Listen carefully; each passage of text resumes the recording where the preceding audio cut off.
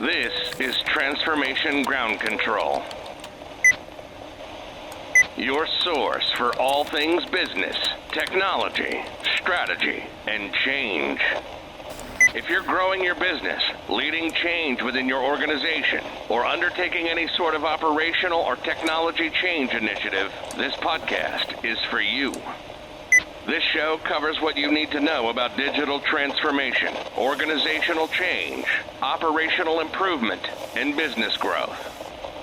5, 4, 3, 2, 1. And now, here's your host, Eric Kimberling.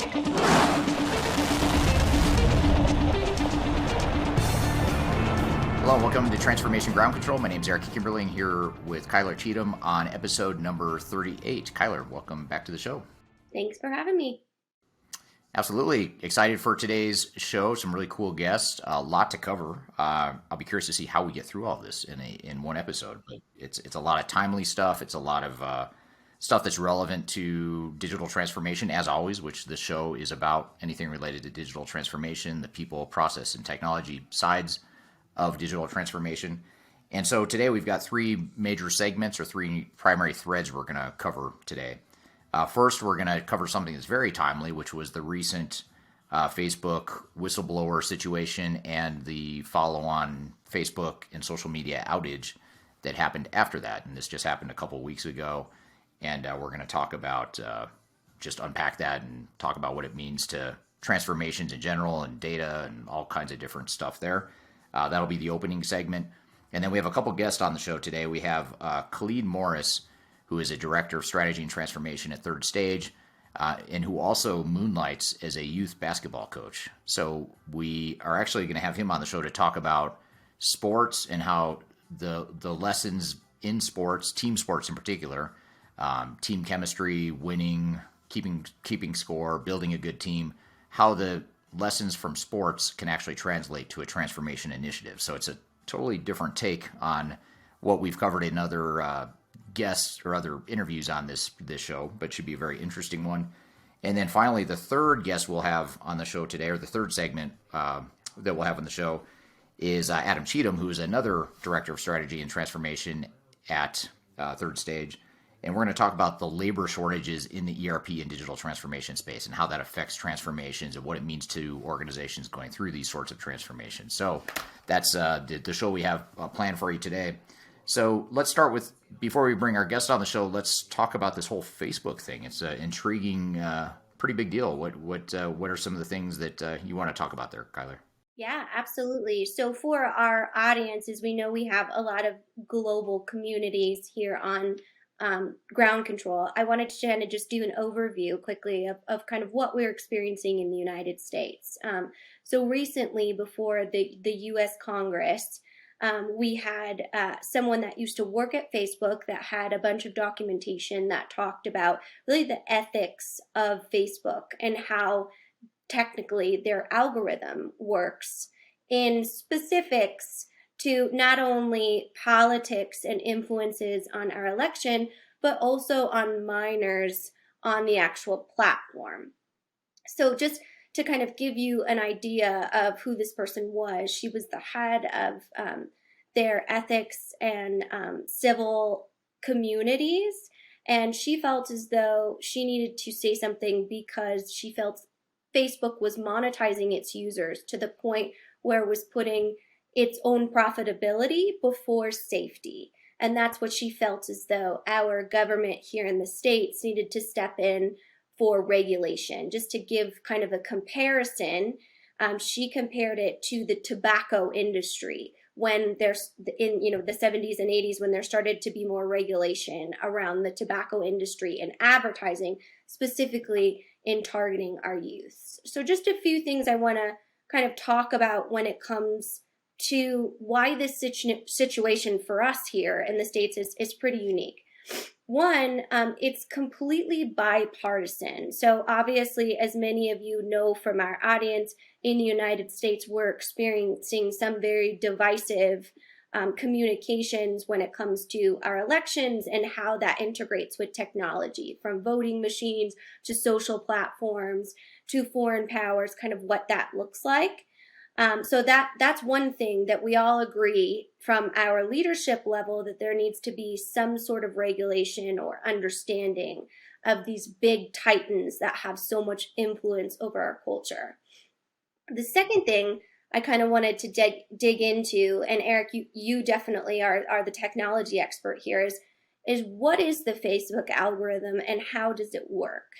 So some things I wanted to share from the report is that Facebook utilizes an algorithm that shows you the content that you want to engage with as a user, or you have engaged with in the past. And that's how they make money, right? Based off of paid media or users spending more time on their site because they're funneling them content that they want to look into. So if I really love cat videos, I'm getting more ads for cat food or cat toys or groups, moms that love cats, things like that, in my Facebook newsfeed. However, the reason that this specific stakeholder in the community stood up was because of the divisive or dangerous content when it comes to actually putting out content that is controversial. So a couple of examples of those, and we'll kind of jump into the dialogue. So we have Facebook putting out what they call high engagement rate posts. That's how they, are you going to click on it? Are you likely to comment on it? And they found through their research that divisive posts that they put in your newsfeed, you're more likely to engage with it because it may spark an emotional reaction or something like that. And when it comes to our young people here in the United States, that's really the concern. So just to share a few statistics globally, so 15% of teen girls actually in our UK, so for our UK audience, reported from Facebook's Insight research feeling elevated suicidal thoughts after seeing what was in their content. So obviously a huge red flag there. 17% of global teen girls said that after going on Instagram, which Facebook owns, right, and controls with the same algorithm, they felt as though their eating disorders got worse.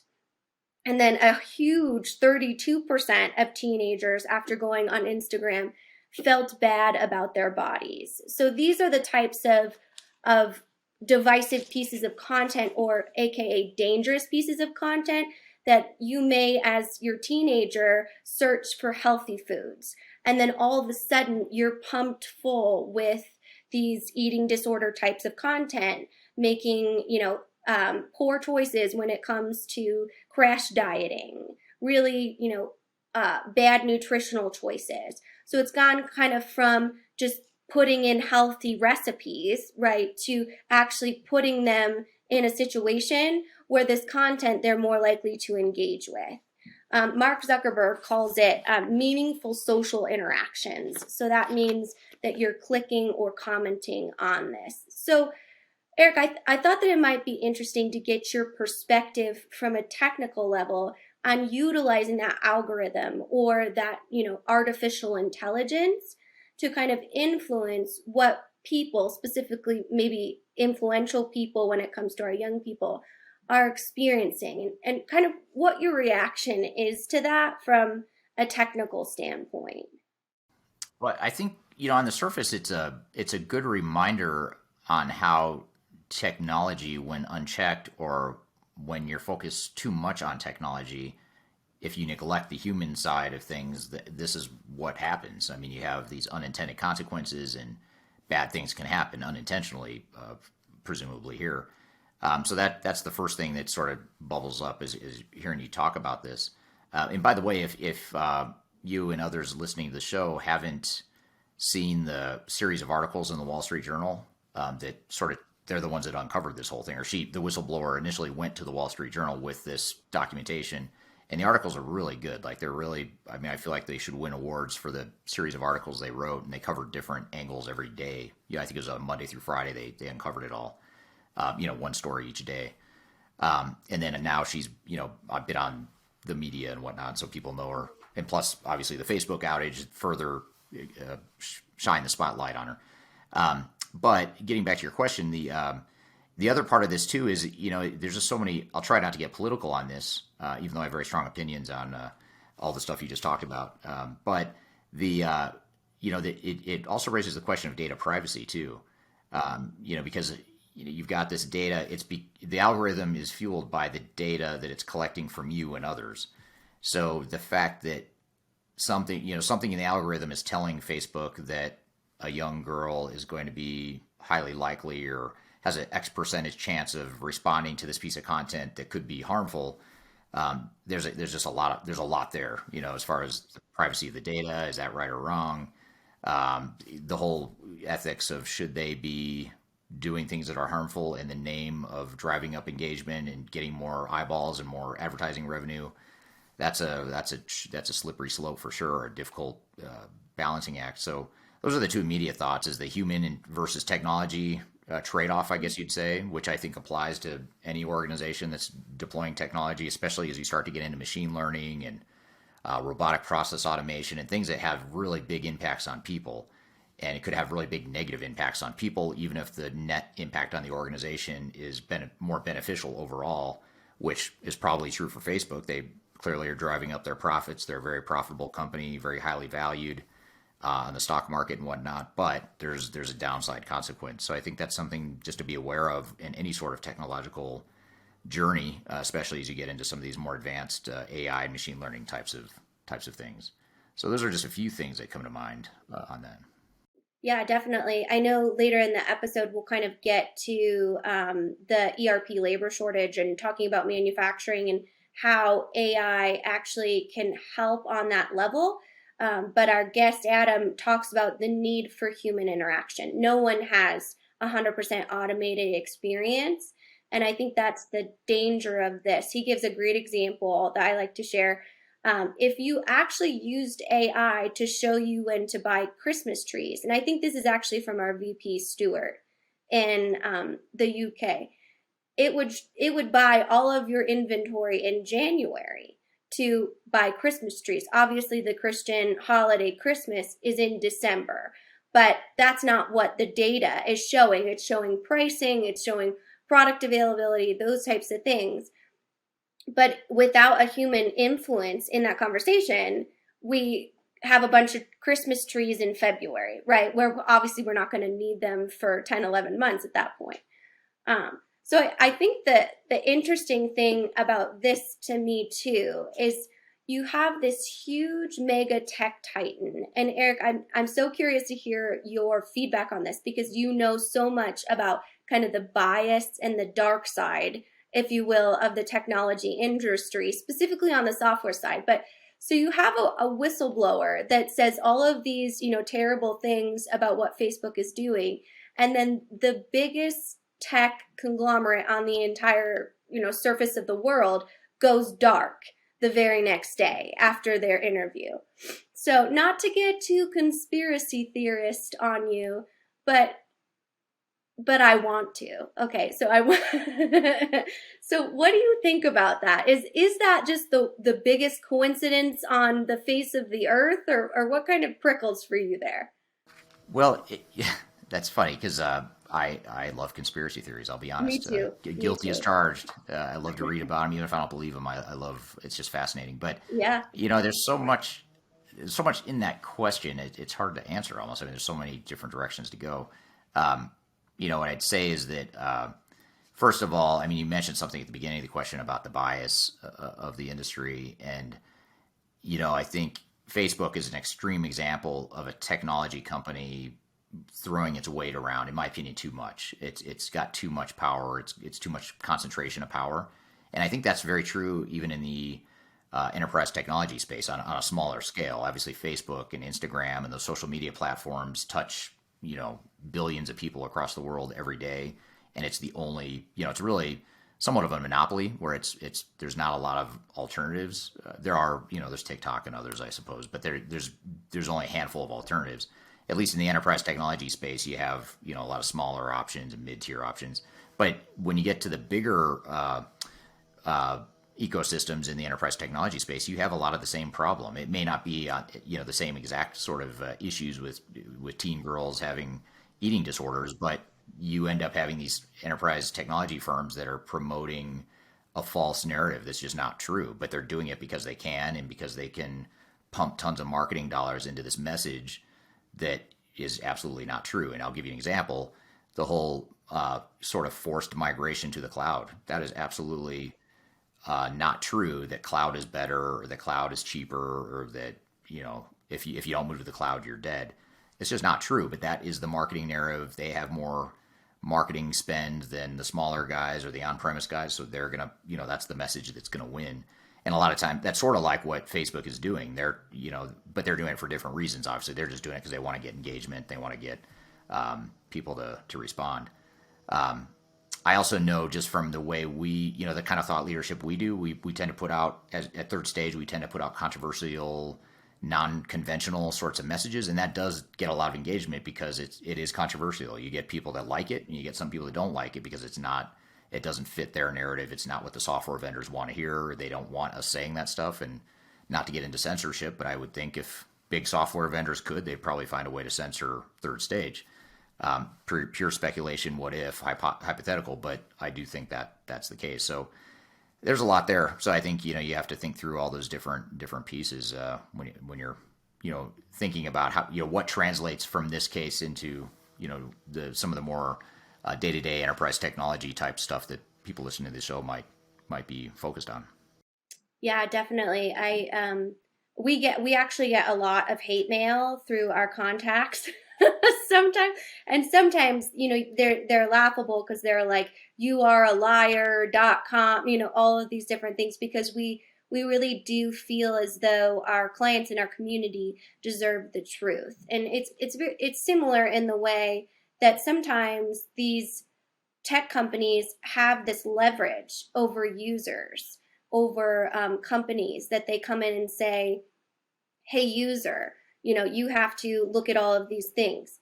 Hey, software, you have to customize all of your business processes in order to fit our software. And so I think the key takeaway kind of from this, and again, much less of an extreme example, but is again, letting the technology lead your strategy, whether it's, in parenting and letting your kids be exposed to social media and the risks associated with that, or it's within the software industry and kind of being bullied or misled, if you will, by vendors in the industry that are saying, you're going to increase efficiencies by 75%. And they would have no way of knowing that, but it sounds really good and it gets clients excited. So I think it's similar kind of in that way of just understanding that there still has to be a human side to any sort of technology strategy, whether it's in a professional sphere or a personal one. Yeah, I never thought about that. I never made that connection, but it's a really good connection. That connection of, you would never, as a parent, you would never let Facebook determine best practice for how you're going to raise your kids. You're not going to say, well, I'm just going to leave it to Facebook to, based on their algorithm and their machine learning, they're going to teach my kids what they need to know about life. I don't imagine many people, if any, would do that. But that's essentially what software vendors in the enterprise technology space will try to get you to do as an organization. They'll try to get you to just defer to what our software does. We'll give you the answer because we have best practices. We have more efficient ways of working. Sometimes that's true, but a lot of times that's not true. So it's a really good analogy or comparison between the two. Yeah, and it's almost sad in a way for us that are passionate about our clients and in the industry, that can be misled, because especially for our small business clients, I was recently working on a case study where a client was given actually a business case. Usually that's built internally by our clients, and we sometimes help that. But the vendor built it for them, and it was just totally, honestly made up. And when you have a small business that doesn't have the capacity or the budget to kind of work through that, it can be really difficult. And I know you've experienced that too, Eric, on many different levels. Yeah, absolutely. Yeah, it's very, very true. And then when we look at kind of the user argument when it comes to Facebook, is that they target younger users because it creates that relationship and that consumer commitment for a long time. But also what this specific whistleblower was saying is it causes the parents to then become users too, because they want to be kind of that gatekeeper of what that looks like. And it kind of took me to our organizational change strategies and understanding that when there is a new technology in place, we guide our clients through being transparent about the technology, understanding that your strategy or family dynamics and manifesto are what should be leading your experience. So I wondered if you had any feedback on that side. As you know, I know you have teenagers at home and kind of helping them through explaining that. Is there any correlation that you feel like there is to organizational change and having that conversation? Yeah, interesting. In some ways, it brings up interesting talking points, or it exposes you as a parent or as a organization. In the case of enterprise technologies, it exposes you to where the concerns are. As far as if you do an organizational assessment, which we do for most of our clients, you're exposing where the cultural and organizational challenges or disadvantages are, and the things that you want to shore up, or at the very least be self-aware and know where the deficiencies are so you can improve them. So yeah, I think there is a connection there for sure. Yeah, we should do an episode on OCM and parenting. Do a little like moms panel, because we've got some great moms on our side. We've got Kelly Kimberling, obviously, and then Allison as well, and some other great kind of, that would be an interesting episode. But I think that's kind of a good segue into what Khalid is talking to us about today, which is kind of the coaching side of digital transformation. And it's an interesting correlation because he's a youth sports coach as well. And just talking about teaching kids what it means to actually have those team dynamics and those effective interpersonal relationships as well. So if anyone has any other thoughts on the Facebook subject, or you want to engage in the conspiracy theory, you are welcome to reach out or comment on these posts, and we'll take a look at them and see if we can't do some investigation on our side. Or if you have questions for Eric about the correlation between these two really relevant subjects, feel free to reach out there. But with that, I think it's probably a good time to welcome Khalid to the show. Yeah, absolutely. Yeah, and by the way, one last thing on this thread before we shift gears is I've never answered your conspiracy theory question and the coincidence or lack thereof between the whistleblower and the outage. So I think I'll leave that to the audience to maybe comment on, is that a coincidence? It happened literally like 24 or 48 hours after she had testified in front of the U.S. government, the U.S. Senate, some committee that was doing hearings on this whole Facebook whistleblower thing. And so she had just testified. And I think the next day was when the outage happened. So yeah, we had a big media interview. So here in the States, we have something that's called 60 Minutes, which is kind of like an investigative journalism series. And literally the night before she went on, and the next day it was completely dark. So my husband, who I'll out on here, I don't care, because I was like, I was more focused on the revenue loss, because Mark Zuckerberg, his net worth went down $7 billion in 5 hours. Like, that's a lot.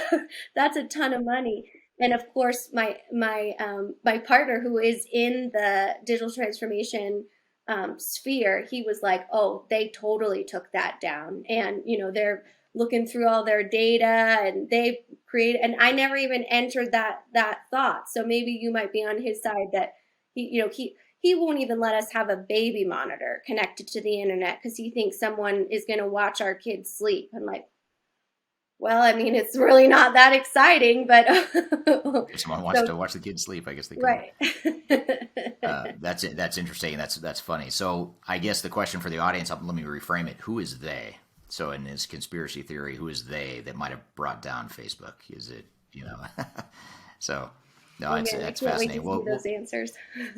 I know. Yeah, we've got to get some comments below. I'd love to hear what people have to say. So, well, good. Well, thanks for bringing that up. That's fascinating stuff, and I'm sure I suspect we haven't heard the end of it. So it's a good sort of touch point with how this is unfolding with big tech, social media, and also how that transitions or translates into digital transformation, enterprise technologies.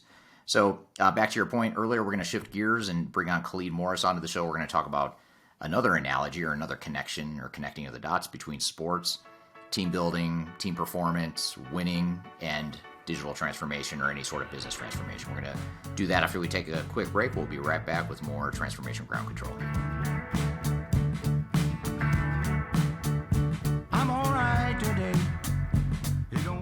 If you are involved in any sort of digital transformation or business change initiative, you will want to download the 2021 Digital Transformation Report. With its comprehensive overview of business and technology trends and best practices, this report is a must-have guide for any transformation project or executive team. Download this free report by visiting Third Stage Consulting at thirdstage-consulting.com. You can also visit our website to learn more about us or download independent reports, videos, and other best practices. Again, visit thirdstage-consulting.com today to learn how to take your transformation to the third stage of success.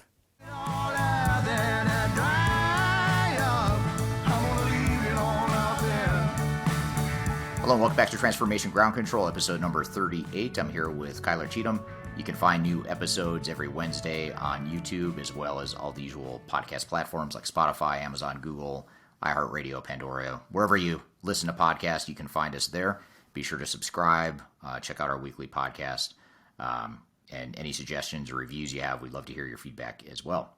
So we're going to have a next guest on, which I'm excited for. It is Khalid Morris, who is a Director of Strategy and Transformation here in our U.S. office at Third Stage Consulting.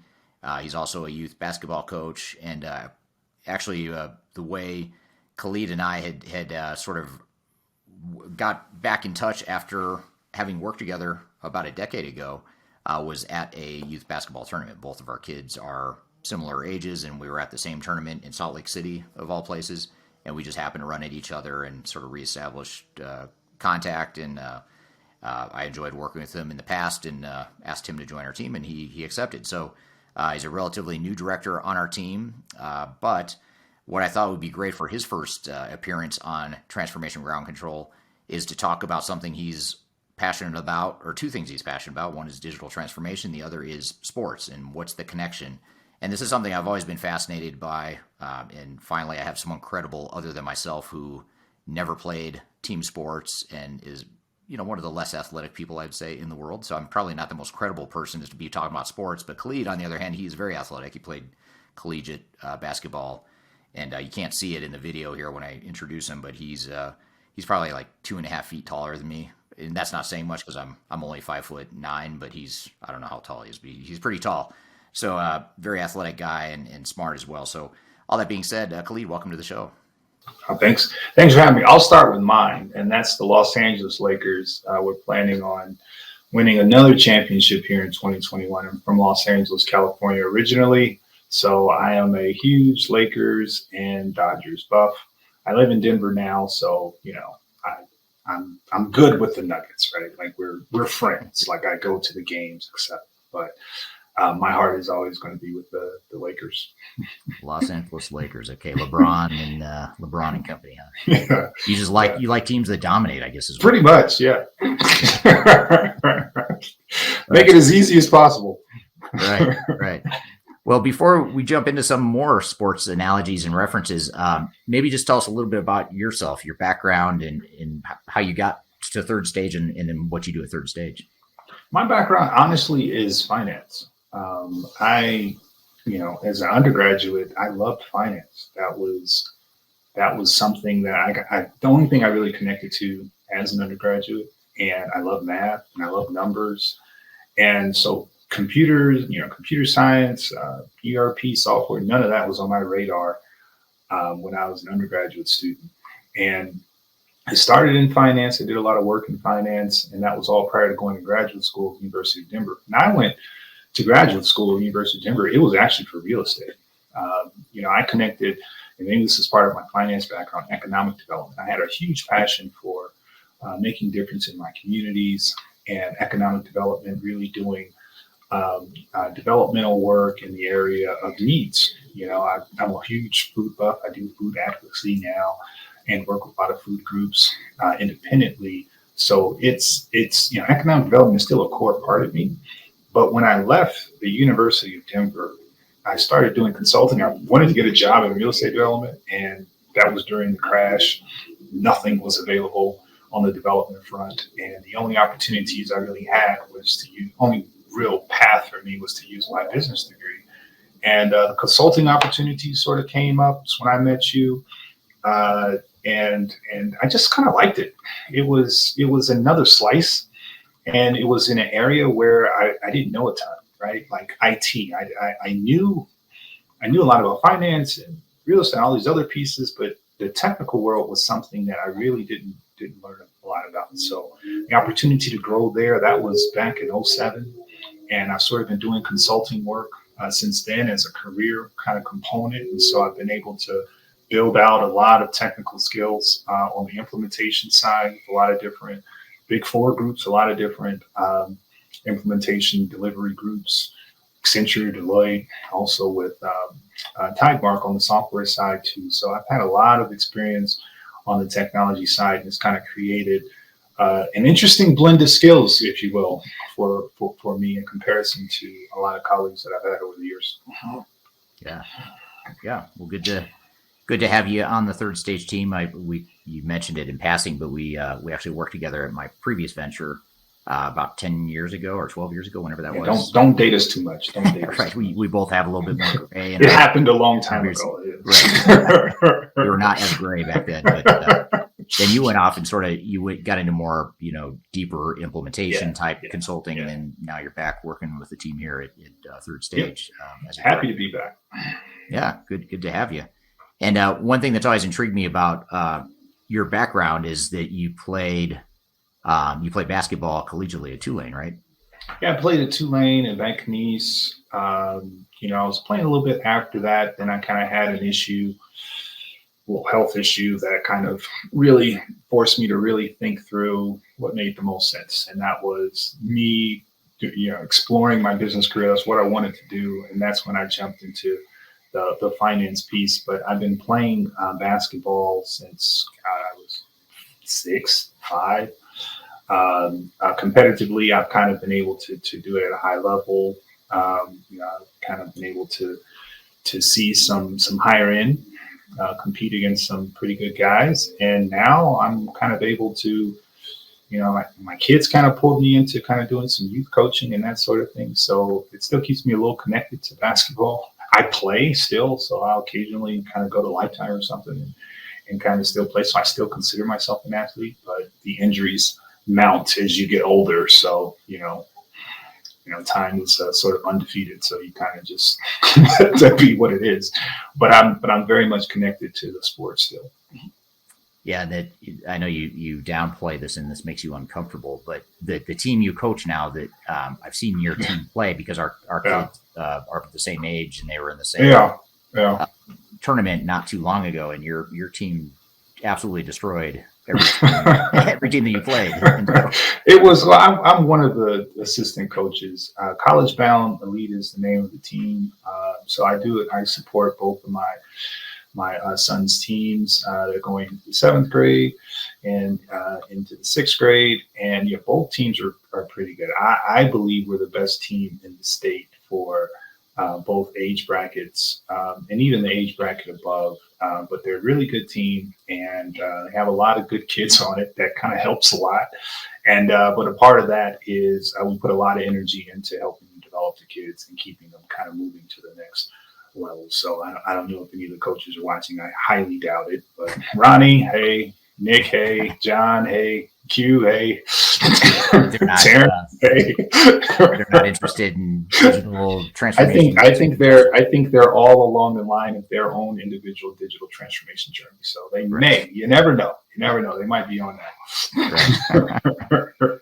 Well, they can always watch it on demand after the fact. Right. If they do happen to miss this. Right. Well, good. So I guess just to start and maybe set the context for the conversation here today, we talked about how you're a former college athlete, which is a big deal. Most people that play in high school or in elementary school leading up to college, they don't they don't compete at that level. So that's a whole nother level that a lot of people don't compete at, or most athletes don't ever compete at. And now you're a youth basketball coach of a very good team here in the United States.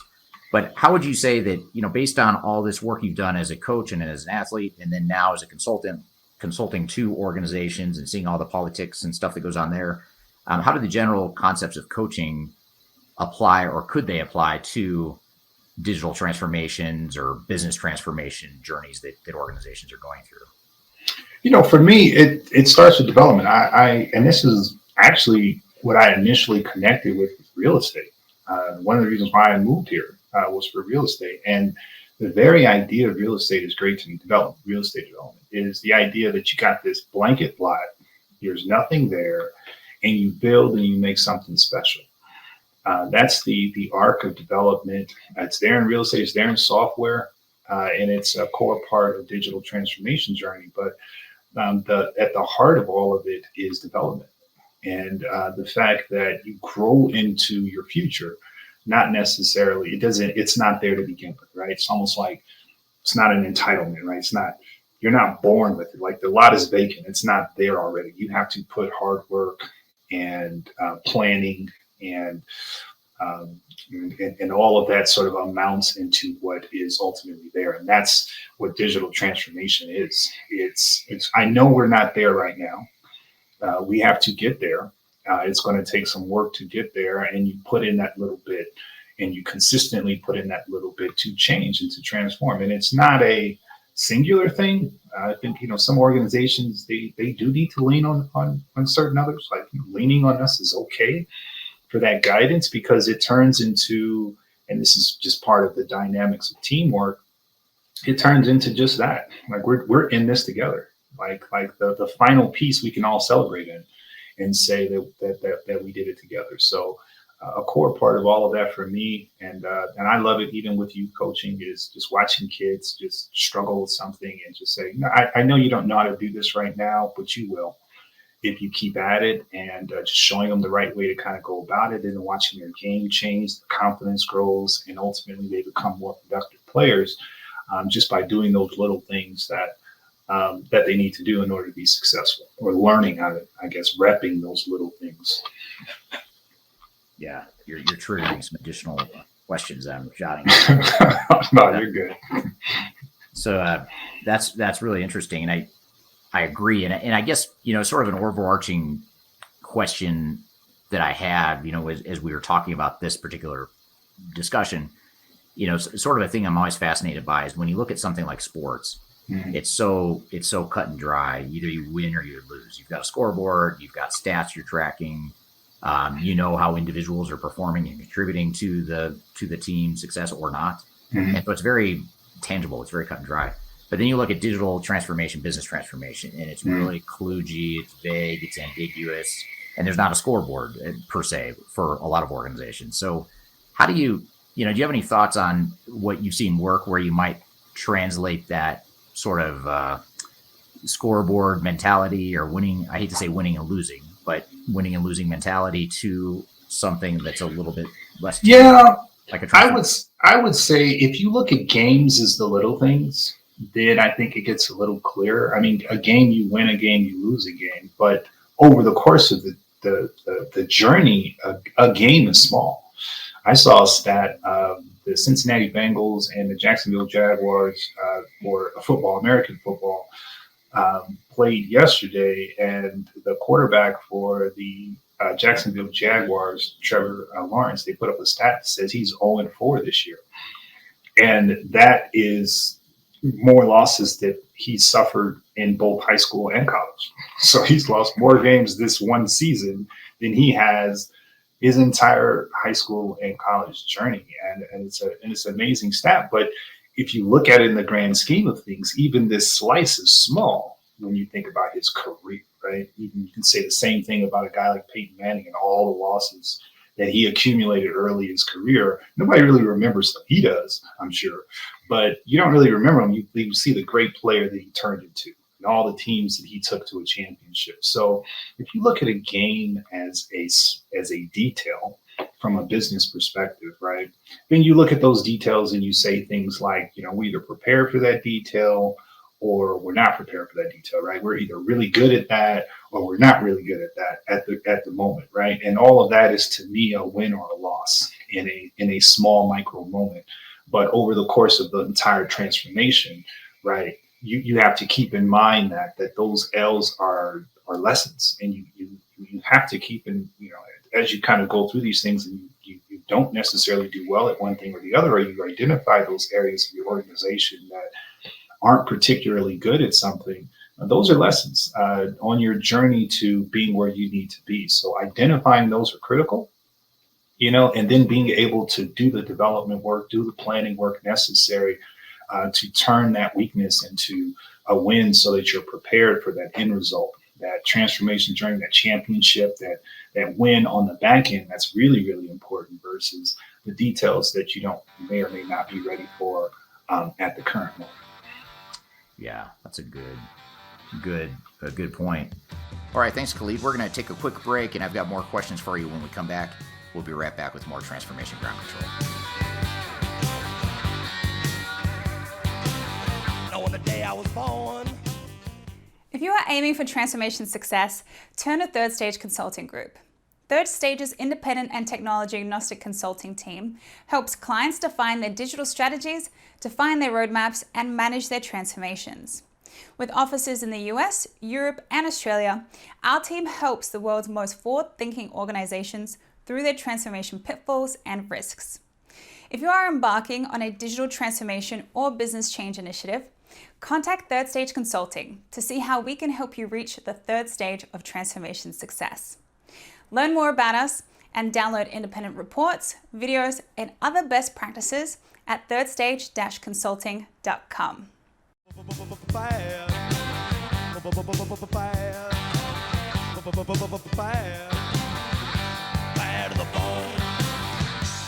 Hello, and welcome back to Transformation Ground Control. I'm here interviewing Khalid Morris, and we're talking about the connection between sports and digital transformation and this whole concept of winning and performance and all that good stuff. So let's just jump right back into the interview.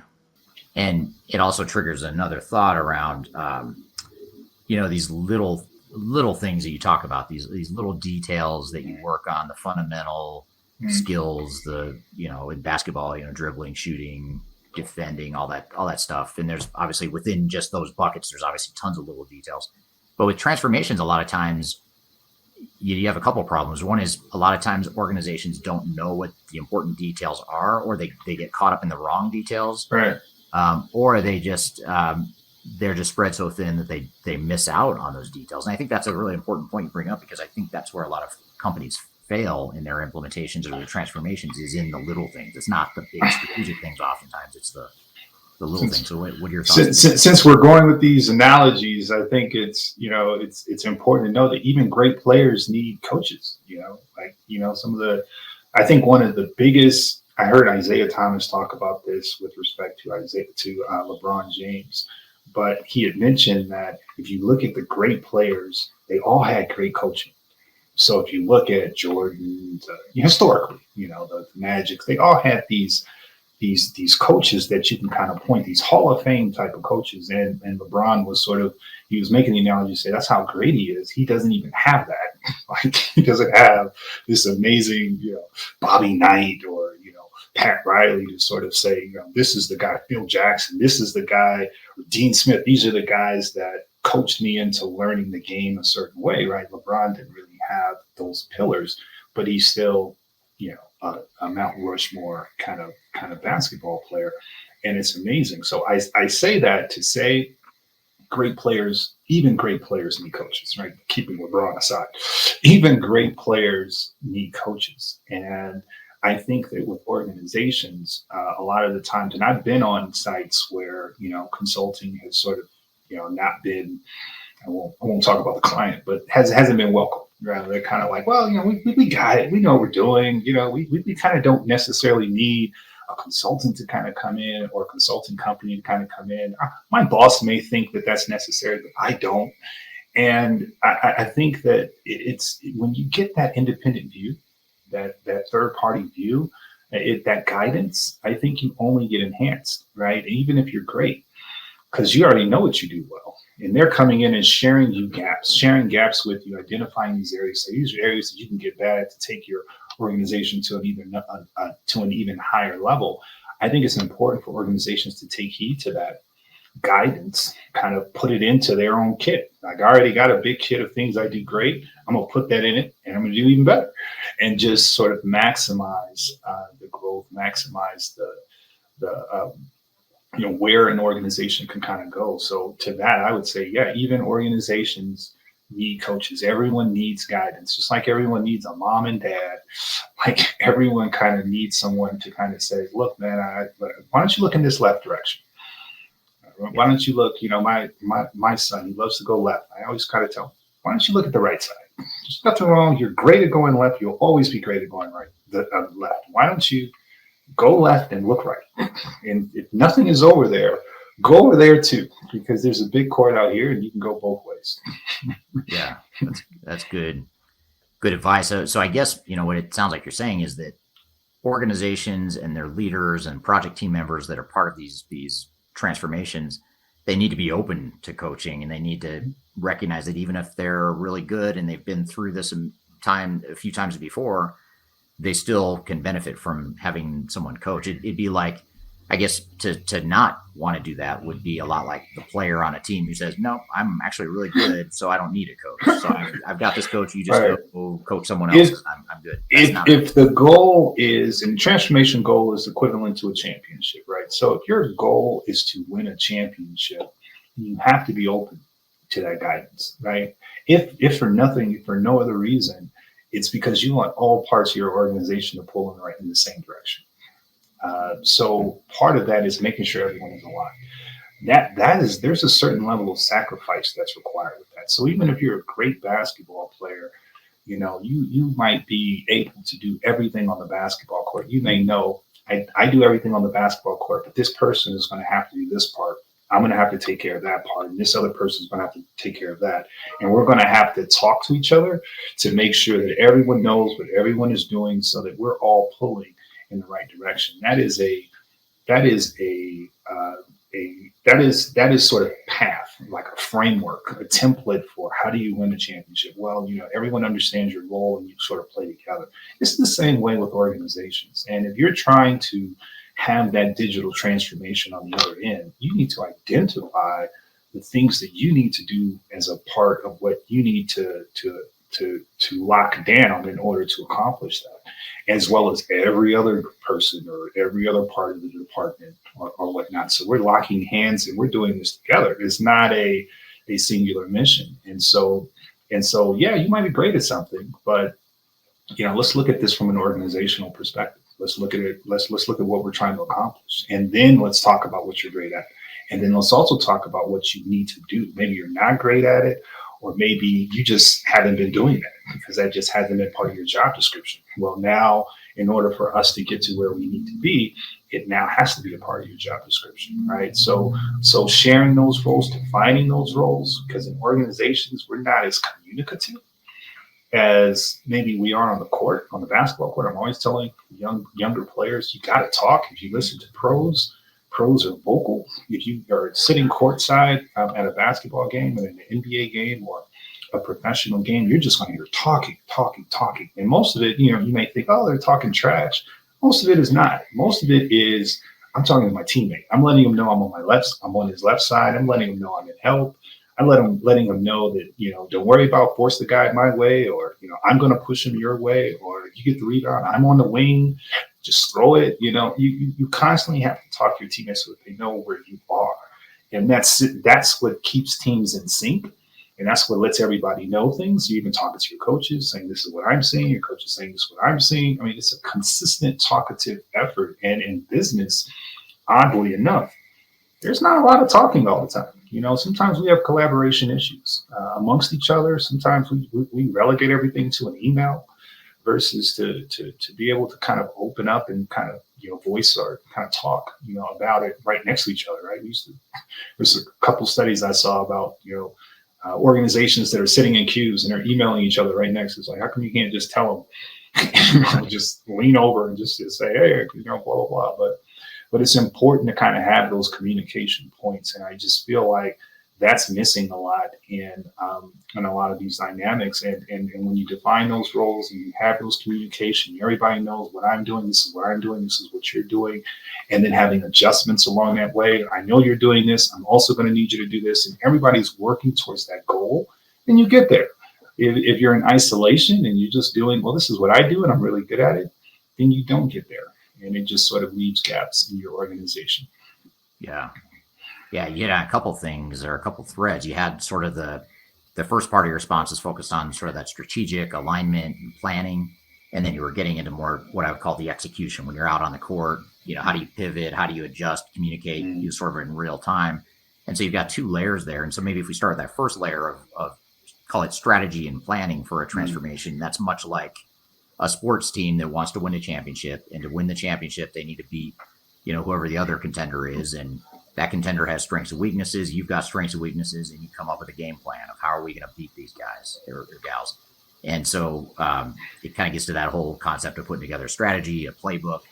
You know, how does that whole concept of planning and you know, the playbook concept relate to? You know, what's funny is when you think about a digital transformation, it's kind of outside the organization. Like you have a mission, your organization has a mission, they have goals, they've been functioning for a long period of time up to this point, and then somebody or some group of people, usually a consultant or somebody, comes in and says, you guys let's talk about your transformation. Let's talk about your transformation journey. And it's just like, we've been successful up until this point. I know you have, but you know, it's kind of like you have a new opponent. Your competition is different right now. You know, your competition is doing things that you aren't doing in the marketplace, and that's who you're going up against. In effect, a new game. And because you have a new game, we're going to have a new playbook. We're going to have a transformation journey that we're going to throw in the middle of this. I know you've been successful, but now we have to get prepared for this opponent and what you're going to have to do tomorrow to be successful. And that's a hard concept for a lot of organizations to really wrap their mind around. Like the idea of, you know, it's not a knock. It's not a negative to say that, you know, we're doing something that we've never done before. Like that is a normal part of survival. Certainly in the business world, you always have to change. Successful businesses are always changing. They're always learning. I love organizations that embrace that and understand that we're always going to change, and we're going to be ready for tomorrow. And being ready for tomorrow is exactly what you're saying. It's that digital transformation, for example, and saying, okay, all right, here's the new transformation playbook. We're going to have some new roles, some new responsibilities just for this game. And we're going to have to do things a little bit differently. And in order to do that, we're going to do some practice stages and reps so that everyone understands what their new role is going to be. This is the defense we're going to play. And we'll have to zone a group, right? Maybe they're not good shooters, and so we're going to throw in zones here, or maybe we're going to press them or whatever the case may be. But it's all a part of this new playbook. And I know we didn't do that in the last few games, but we're going to have to do it this next game. And so that articulation and then that concentration of all hands getting put in, again, all hands on deck with that particular goal in mind is kind of what makes successful teams successful. They're always ready for the challenge, despite the fact that it could be a great challenge. And I think organizations should embrace that mentality, almost Patriot-like. The Patriots are, you know, you talk about a playbook, you know, in football. I love football playbooks because they're huge, like 1,000 pages. It's kind of like, you know, this huge book that you kind of have to read, right? And they give you this in the off season, and they say, okay, here's this huge book that you have to read, let you know everything you need to know about us and all the plays we're going to run this season. Well, often from what I gather from the Patriots, they do that like every week. So it's like just a new playbook every single week. Like it's whatever we were talking about last week, we're doing nothing like that now. We're not running the ball this week. We are going to throw a gazillion times, and we're going to throw here a gazillion times. And then they rep that. And that's part of why they've been able to be so successful, because they've been able to get all, I guess, 53 guys, the entire organization aligned to a new way of playing, or sort of a new way of thinking every single week. So you never really know what they're going to do. It's kind of this brand new attack. It's a brand new. I've never seen you guys do this before. Well, we never needed to, but we're going to do it this week. It's kind of their attitude. And I love that model. And I think more organizations should adopt that as it relates to digital transformation, right? You just go through it and you're going to have to go through it again. So just go through it, be the new you. You live in that space so long as that's competitive, and then you adjust again as you kind of need to as the world changes around you. And, if nothing else, we should know now from a COVID perspective, you can't prepare for what tomorrow looks like, right? You just sort of model it. You just sort of say, okay, all right, this is what we're going to do tomorrow. Tomorrow comes, tomorrow could be very different. Tomorrow comes, you're like, okay, we prepared to do it this way. Now we're going to have to adjust again to do it that way. So being able to adjust is, I think, paramount to being a successful organization. And when you start talking transformation journey, to be able to cut that down and say, let's have shorter transformation journeys. Let's be able to do this quickly. Let's not take 5 years to transform. Let's be able to make these transformations in shorter intervals. I think you allow your organization the kind of adaptability and flexibility to be prepared for whatever happens in the future. Yeah, those are great points. And it's almost like when you're going through a transformation, or if you're about to go through a transformation, it's the equivalent of a sports team that has been playing the regular season or even maybe the preseason all along, and now all of a sudden they have to go face the defending champs. It's that you have to be able to step it up now and say, okay, we've been successful as an organization, but this whole concept of transformation is a totally different opponent than we've ever faced before. It's going to be really difficult, and so we need to adjust our playbook and go from there. And a huge part of that is openness and even a certain amount of humility and understanding that you may not know how to do it, right? You may, and we come across this a lot from an organizational perspective with respect to skill sets. So your skill set may be more aligned one way than the other. Like, what does that mean, right? In sports, sometimes that means you may not play this week, right? Like, you may not be a key contributor. You may be a key contributor the week after, right? Because we need you, right? But every player can kind of adjust. We need more shooting today, or we may need more defense, or we may need more speed today, or whatever the case may be. So you kind of have to make those adjustments, right? But in organizational settings, that might be more of a skill reference. Like, certain skills you may have to go learn, right? You may have to bring in more support for other parts of that. And it's okay. I think that's part of being flexible and being able to be dynamic.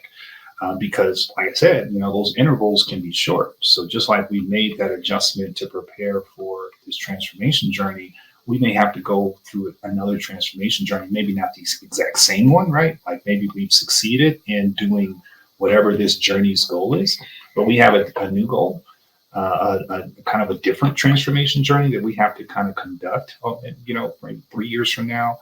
And then your skills come into play in a different way. So you have to be flexible and open to making adjustments in what you do at work and learning new things. It's actually one of the things I loved about technology, and why I started to become a more technical resource, why I started to learn some of those things, is I just would say yes. They would come to me and say, look, man, I need you to do something. I know you've never done this before, but nobody's around to do it. Would you be willing to, learn this new code? Or, would you be willing to take a shot at designing out what our architecture should look like for data? And I was always this kind of person who would just say, sure, sure, I'll do it. Yeah, let me see what I come up with, and I would just do it, and that would sort of build out skill. And I think, from an organization perspective, the employees should not be nervous about building skill. It only makes you more dynamic. So if you know one system and someone is coming in saying, okay, here's a new system, open up to it. Now you know two systems as opposed to one. It's not a negative. It just makes you more marketable. So being open to it, embracing the challenge, and then kind of just going forward in effect with a new game plan. Like, here's the new playbook. Here's the new game plan for how we're going to tackle this transformation journey, and then just kind of going through it. I think that kind of, because oftentimes I hear, or I have heard in the workplace at times, that's not my job. That's not what I do. I'm not really, I like to do it this way. I like to do it that. It is, I think it's your job to be open, and it's your job to grow and to learn and to develop and to keep getting better at what it is that you do. And so expand your skill set and open up to the fact that we're going to try something new tomorrow, and you're going to be a critical part of it. Yeah.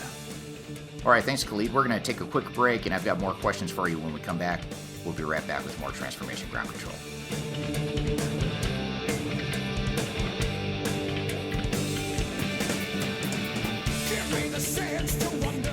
If you are aiming for transformation success, turn to Third Stage Consulting Group. Third Stage's independent and technology agnostic consulting team helps clients define their digital strategies, define their roadmaps, and manage their transformations. With offices in the US, Europe, and Australia, our team helps the world's most forward-thinking organizations through their transformation pitfalls and risks. If you are embarking on a digital transformation or business change initiative, contact Third Stage Consulting to see how we can help you reach the third stage of transformation success. Learn more about us and download independent reports, videos, and other best practices at thirdstageconsulting.com.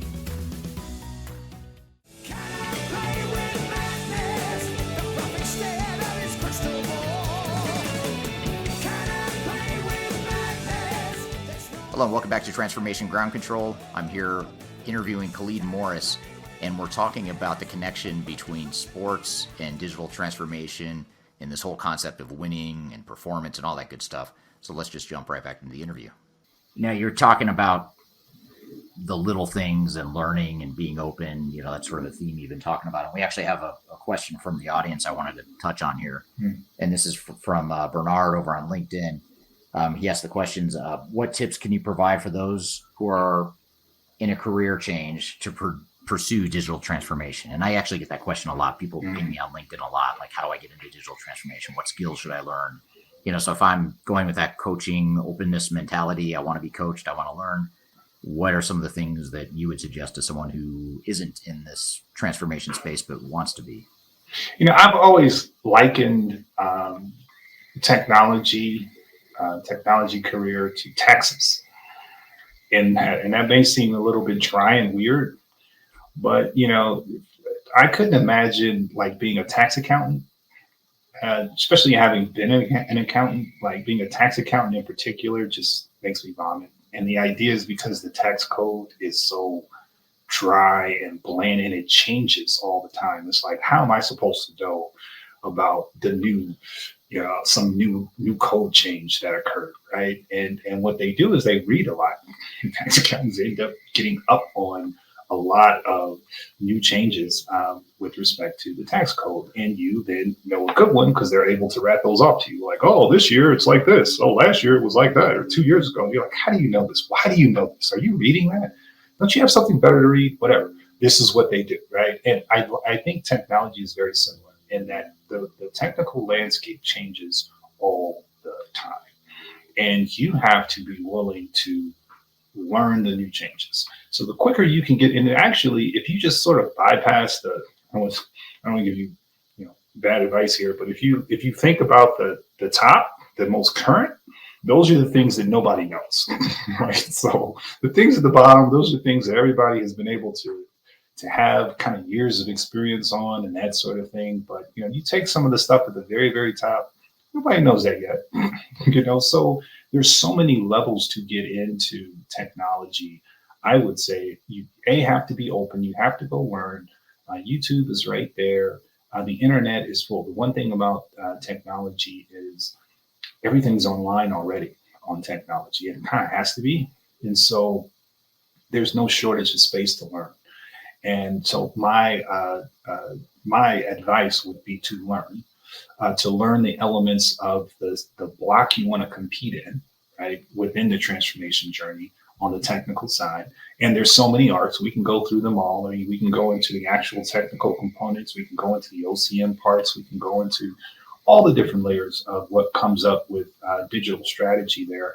But to identify the area that you really want to work in, and then start to learn the particulars of that space, I think is the starting block there. And obviously the internet, without understanding exactly where, he's kind of putting his finger on in that space. It's kind of hard to articulate some technical specifics, but I would highly encourage to just jump in knee deep, with or without school, to just jump in knee deep into those spaces to really start to blow out what you know about this space and start to become an expert at what it is you're passionate about.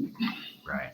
Yeah, that's sound advice. I'd agree with that. You kind of have to define back to the sports analogy, what position do you want to play? Right. A team, and then Right. honing on that. Right. Right. What about so in line with this whole learning training theme, you talked earlier about the little things and how you have to perfect the little things, and you might make mistakes, and you probably will make mistakes along the way, and that's part of the learning process and journey. But when you think about this whole concept of practicing, one of the fundamental components of any successful sports team, even the unsuccessful ones do this pretty well. They're oftentimes is they practice. They have regular practices. They run through the plays. They do their walkthroughs. They watch film. They sort of, I would say obsess about what they did right, what they're doing well, what they could do better, and how to improve. And that practice and the focus on the little things is important. But I don't know that organizations typically think that way, especially project teams that are about to go through this massive sort of transformation. What would you recommend to a project team or an executive team that's about to lead a company through a transformation? How can they get that practice? How can they learn, when if they haven't been through it before, other than. Well, I think for starters, certainly in sports, I don't think people realize how organized practice is. Practice is extremely organized, especially at higher levels. As you kind of move up the chain, they have practice plans. They'll note out kind of, we're doing this for 10 minutes. We're going to do this for 15. We're going to do this for 30.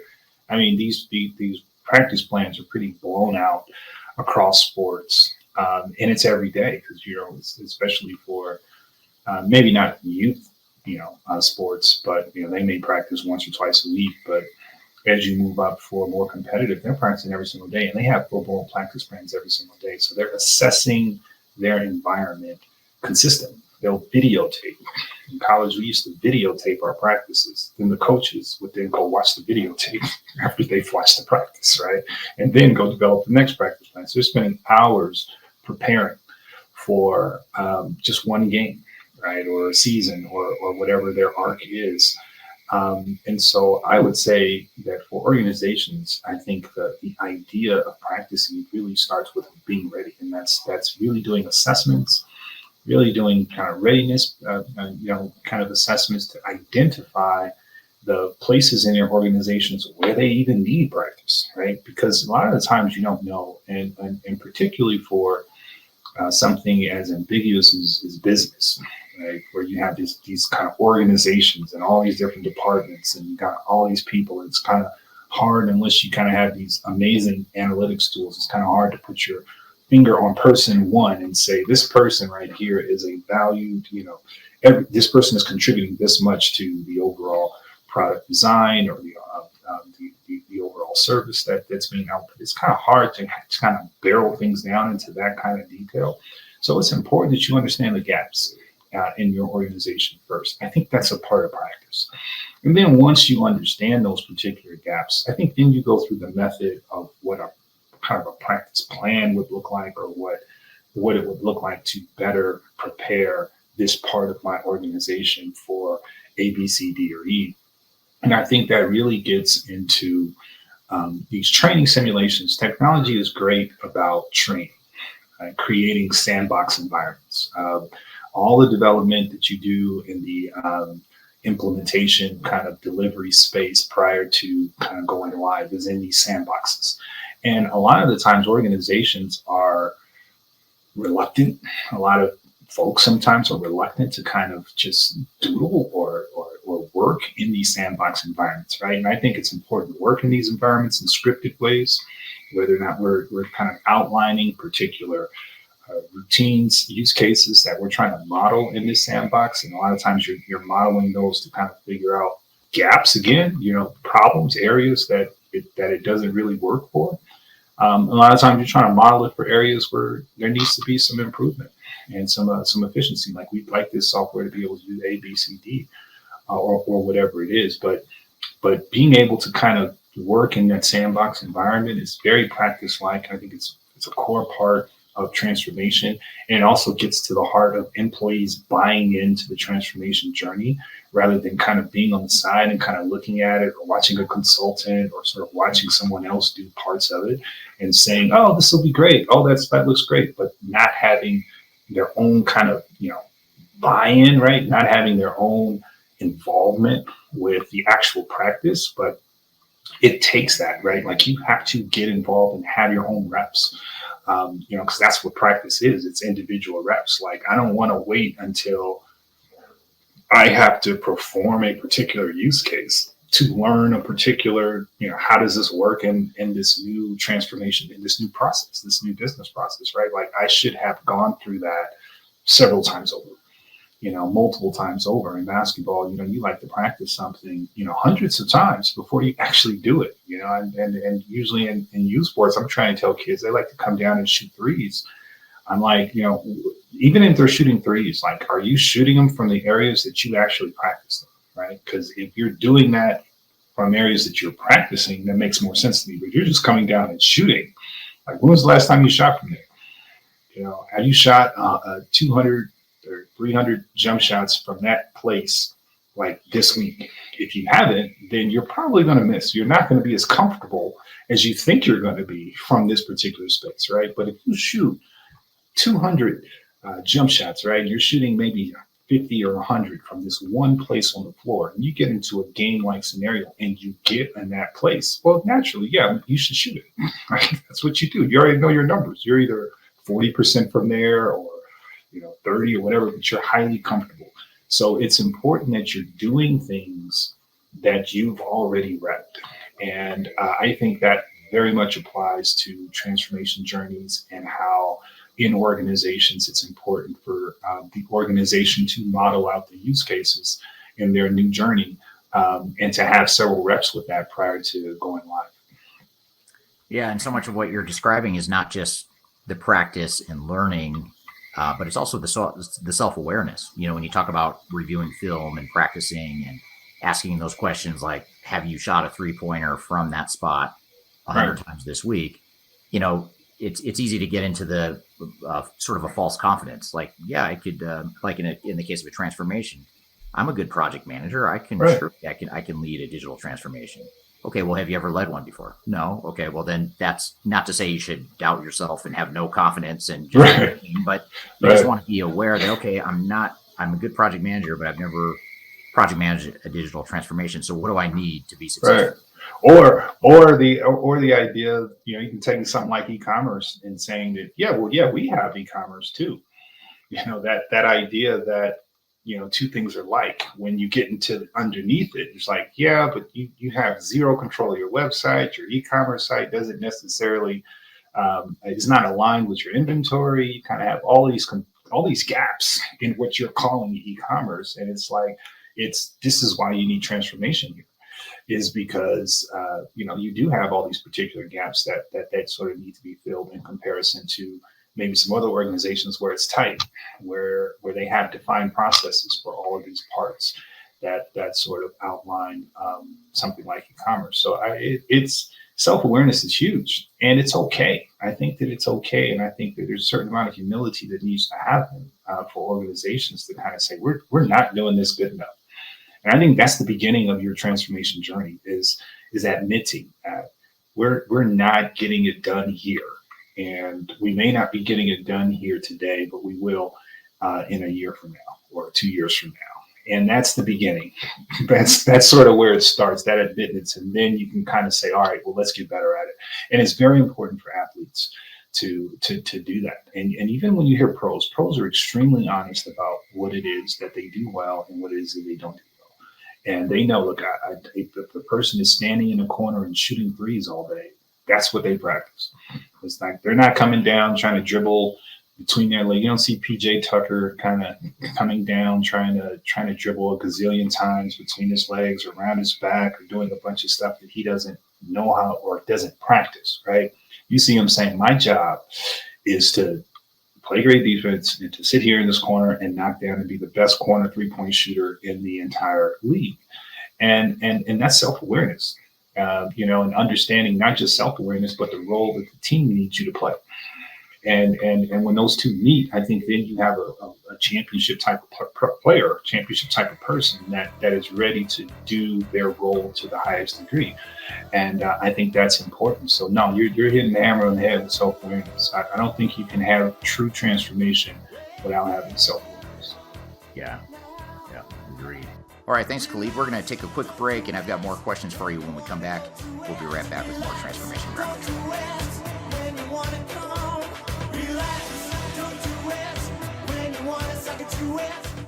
If you are involved in any sort of digital transformation or business change initiative, you will want to download the 2021 Digital Transformation Report. With its comprehensive overview of business and technology trends and best practices, this report is a must-have guide for any transformation project or executive team. Download this free report by visiting Third Stage Consulting at thirdstage-consulting.com. You can also visit our website to learn more about us or download independent reports, videos, and other best practices. Again, visit thirdstage-consulting.com today to learn how to take your transformation to the third stage of success.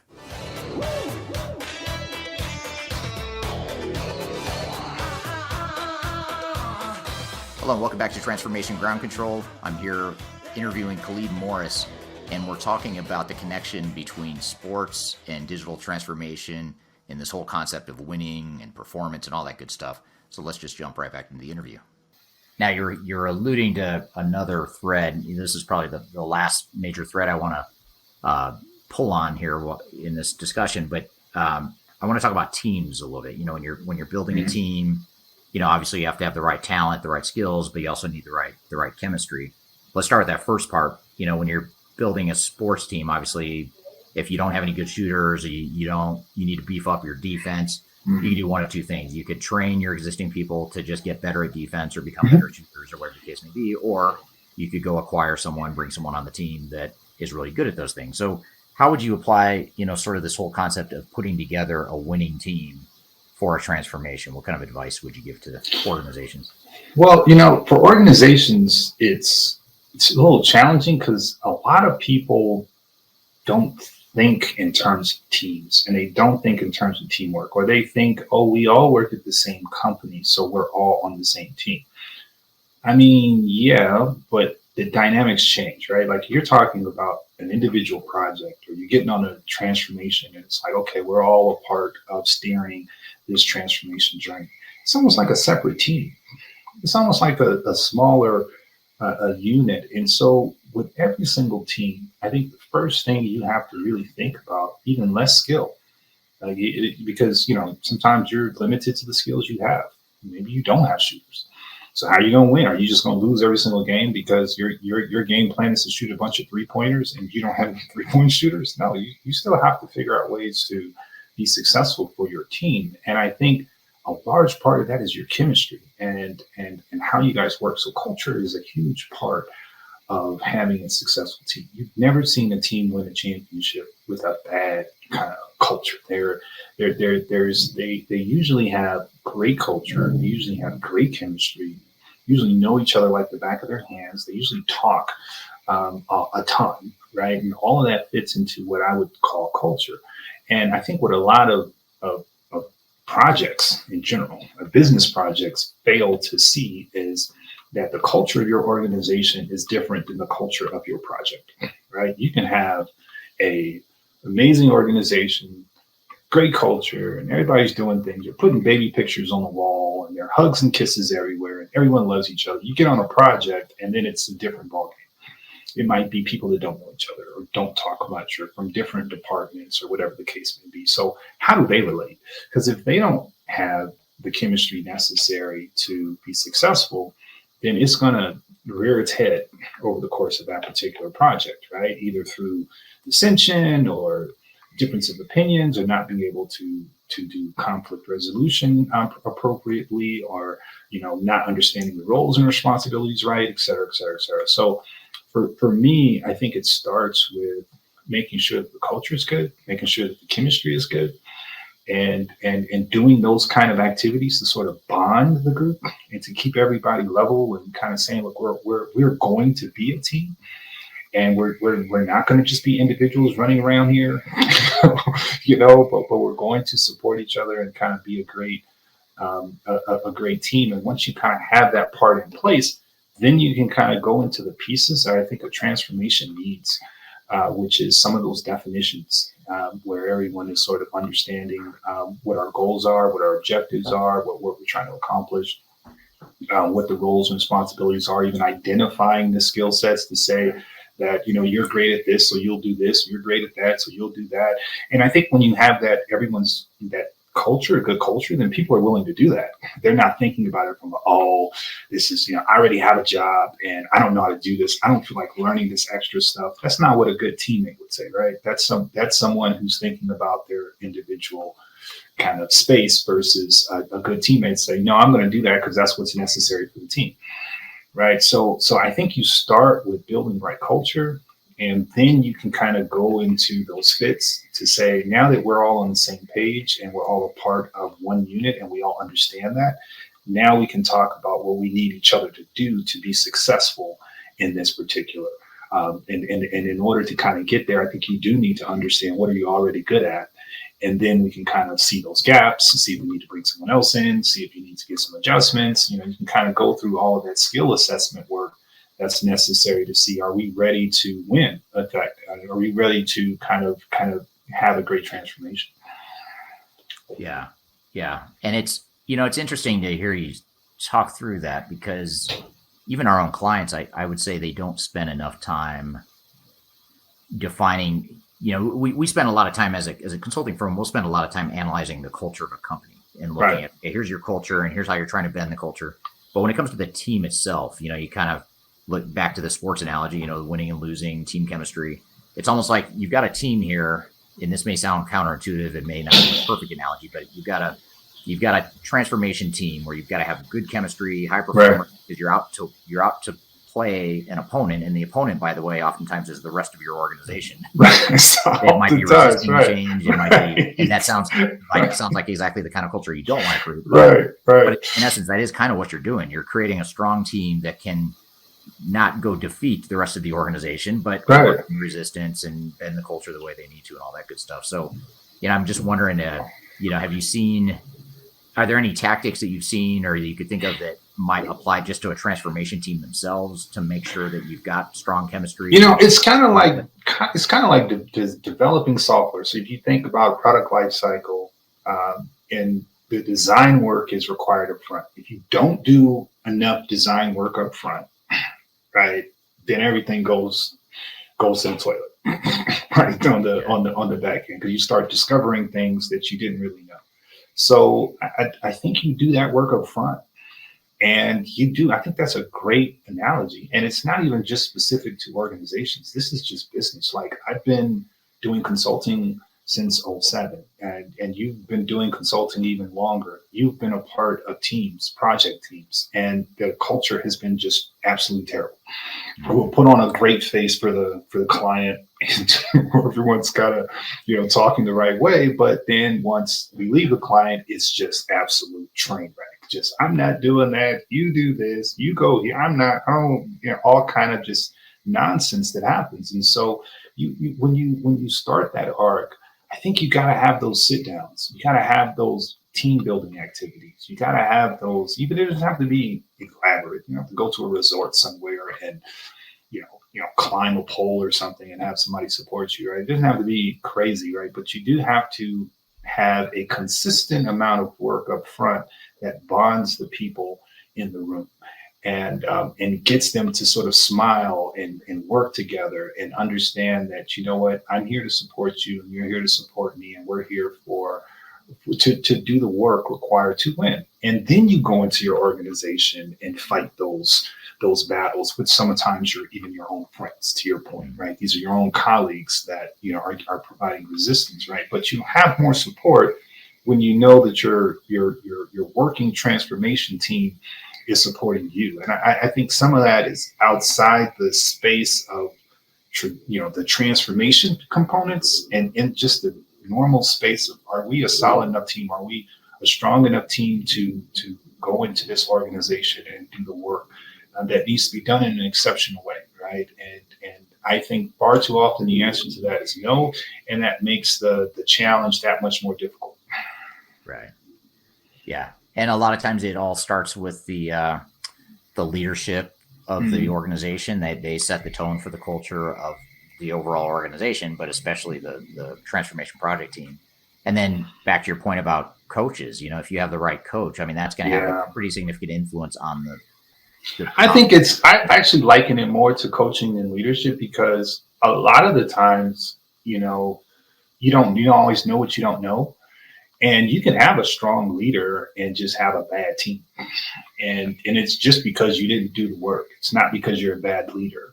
It's not because maybe you just didn't know to, or there wasn't time to. So you can have that. And I think when you have a good coach and when you have good guidance, that's when you don't miss those points, right? Because I think a good coach will be able to come in and say, well, this is it's almost like you don't go into a season and start playing games. You don't start practicing a week before your first game. You just say, okay, all right, well, now we're ready to go. No, you haven't. You sort of prepared. You kind of have, at least in college, we would do March Madness. I don't know if you know or familiar with March Madness, but March Madness would mark the start of the basketball season, right? That's when the first day of actual practice begins.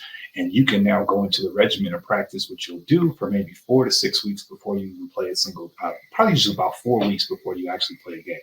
Actually, practice starts in September when you get back on campus, right? Then you're starting to go through your track, your conditionings, your strength and conditioning pieces. You're doing all of that work. And then you start your midnight madness practice. Then you're kind of going into, the routine of practicing continually and that sort of thing, right? But that prep work was done. So it's not like you're coming into the first practice out of shape, or you're this or you're that. No, you've already ran sprints. I don't have to worry about you. I know that you can handle the demands that are that I'm going to lay on you from this in terms of practice. And so that prep is required. And I think when you have a good coach, you have that plan and say, no, in order to get these guys ready, right? We're going to do this prep stuff early. We're going to make sure we're all on the same page, right? You have those kickoff meetings. You kind of have those kind of prep points, right, before you actually engage in actual activity. And then you now that we're all on the same page, now that we're holding hands and we all understand that we're all part of the same team, now we can kind of go out into the field and actually do the work required to have a successful transformation journey. All right. Thanks, Khalid. Thanks for being on the show. Really like having you here for your first appearance on Transformation Ground Control. And there's a lot to talk about, a lot to unpack from what we just talked about with Kyler. So we're going to take a quick break, and we'll be right back with more Transformation Ground Control.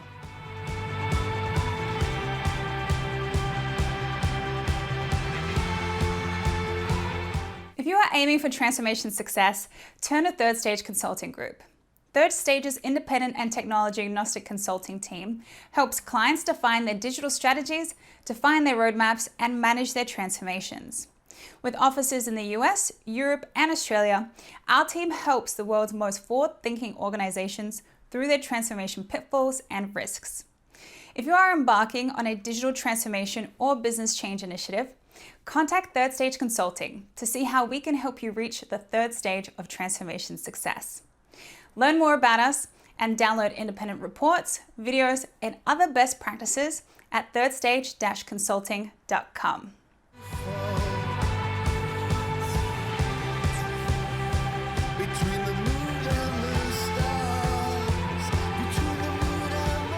Hello and welcome back to Transformation Ground Control. My name is Eric Kimberling here with Kyler Cheatham, episode number 38. New episodes every Wednesday on YouTube and all the usual podcast platforms like Amazon, Google, Spotify, etc. And so, Kyler, we just had this good conversation, really interesting and, quite frankly, a fun conversation with Khalid talking about the connection and the analogy of sports, winning, team performance, team chemistry, all that stuff with change and transformation within a business setting. And so on the surface, it sounds like it might be a stretch to be connecting, basketball and football back to digital transformation or business transformation. But I thought it was an interesting connection. What are your thoughts? Yeah, I think the more the conversation kind of evolved, it made a lot of sense, not only from a team and human management on the people side, but also from just the process side of really, we have assets called the business transformation playbook. So really a very similar thing. I love that you share that connection through your son's basketball team. So you were at the conference together, and Khalid, it sounds like he coaches like an elite team. Is that right? Yeah, they're very good. I think they're ranked like one of the, if not the best at that for that age bracket in the state of Colorado, which is where you and I are, and where he is too. So yeah, they're a very good team. The teams that played them really didn't have much of a chance. I almost felt bad for their opponents because it was just like, what do you do Yeah. against that talent? Yeah, well, good. That must have been really cool to watch. It's an interesting connection too. I know you met him at DU, and my dad actually played basketball at DU, so it was fun for me to listen to. And my brother played baseball there, so lots of sports connections on that level. But I thought I might just ask, when you are looking for leaders within your organization, and I know, Eric, you've been transparent about in other business ventures, you haven't always selected the best leaders.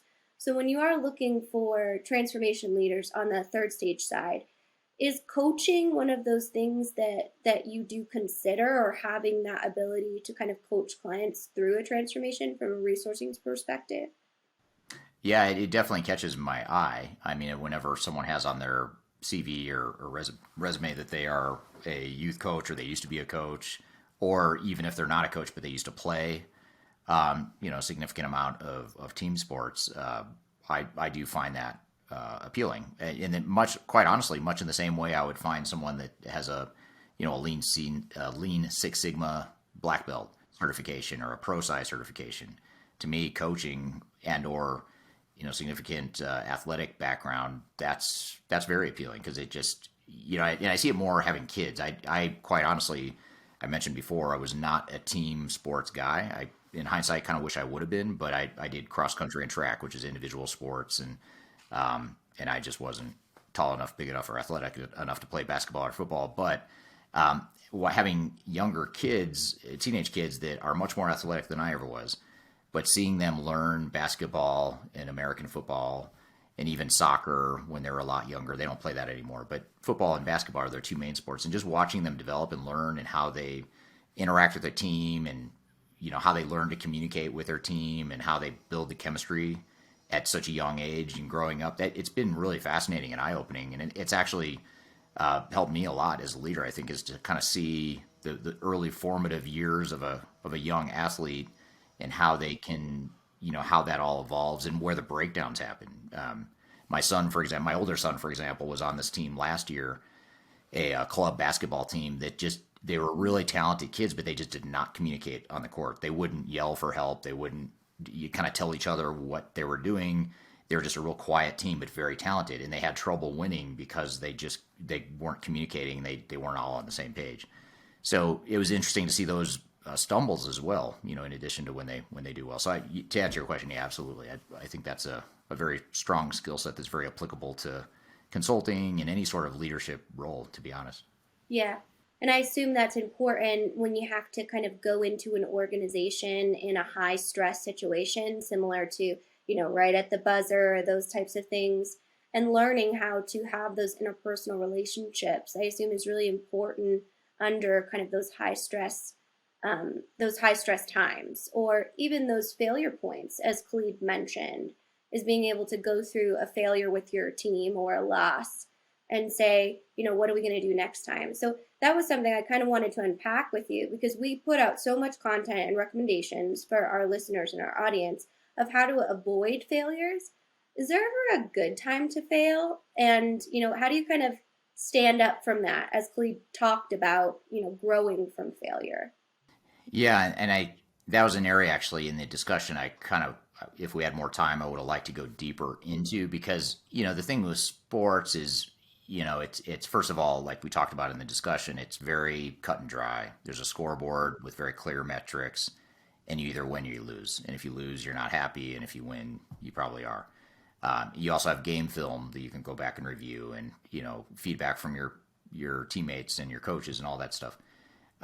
You're missing a lot of that in transformation, so you have to do your best to try and replicate that sort of environment the best you can. So, one example of a way that we've seen organizations create that sort of we'll call it like more of a preseason learning experience, where it's not the stakes are lower.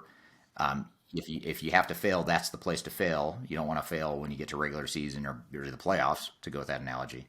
So if you can do a pilot that's a small pilot of your transformation or your change initiative, you've sort of isolated risk, and you can use that as a learning mechanism to say, we're going to go do this pilot. It's probably not going to be perfect. Hopefully we succeed, but even if we do succeed, there's going to be lessons and things we could improve going forward.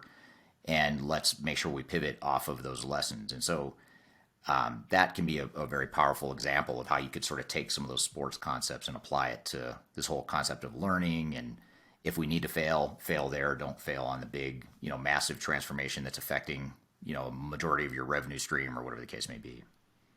Yeah, that's a really good point. And growth from those failures, and capturing that, right, and being able to integrate it into your overall implementation when it's game time, if you will, go live time. I loved the analogy you were kind of talking about when it comes to American football, which I'm a huge fan. So here in American football, we have 3 rookie quarterbacks that actually start for NFL teams. And the other day, Zach Williams, who went to BYU and was one of the first round picks for the Jets, he got sacked, which for those of you that aren't familiar with American football, that's where the defense tackles the quarterback. He got sacked 9 times in one game. And that is tying the NFL record. And you're just watching this poor kid, just go down and down and down and getting back up. But I felt like the silver lining was when you looked at who held that record for sacks, it was Aaron Rodgers, who was the MVP of the entire league last year. So I think there's lots of opportunities to say that we can grow as a team and be able to achieve that transformation. Maybe not today, or maybe we can take all of this recommendation. Should we run the ball? Should we throw the ball? Should we shoot the ball? Should we pass the ball? But we have shown kind of from our failure points where our strategy can be kind of fluid in that.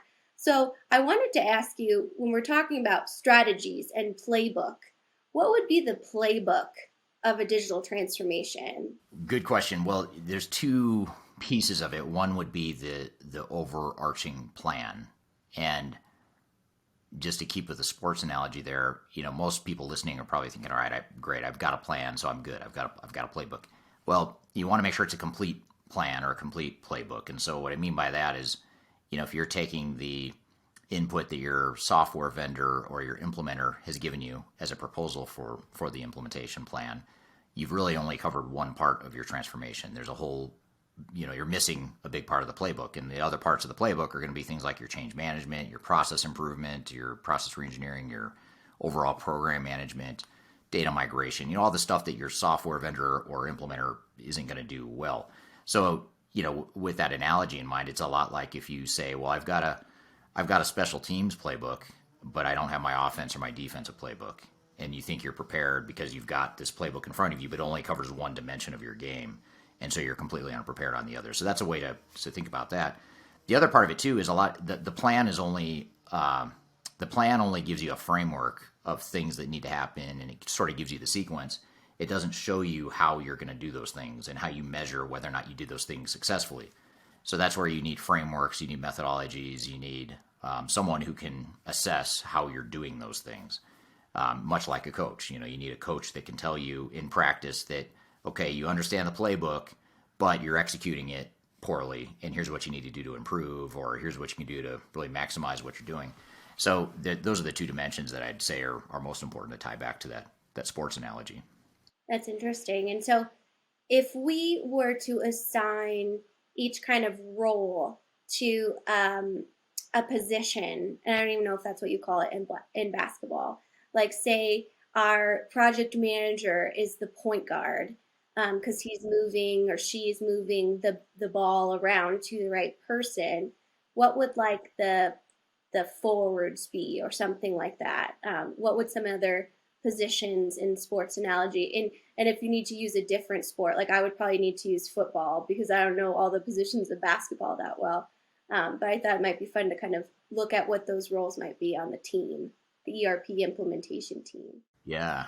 Yeah, I agree with you. So, yeah, and let's go with basketball since you're talking about it. I don't know which sport is most popular worldwide. I tend to think it might be basketball, but I'm not sure. I'm not sure how popular. I would agree. Is it? Yeah, American football. I would think so. But just as a shameless marketing ploy too, we've done a blog about the top NFL teams if they were software vendors.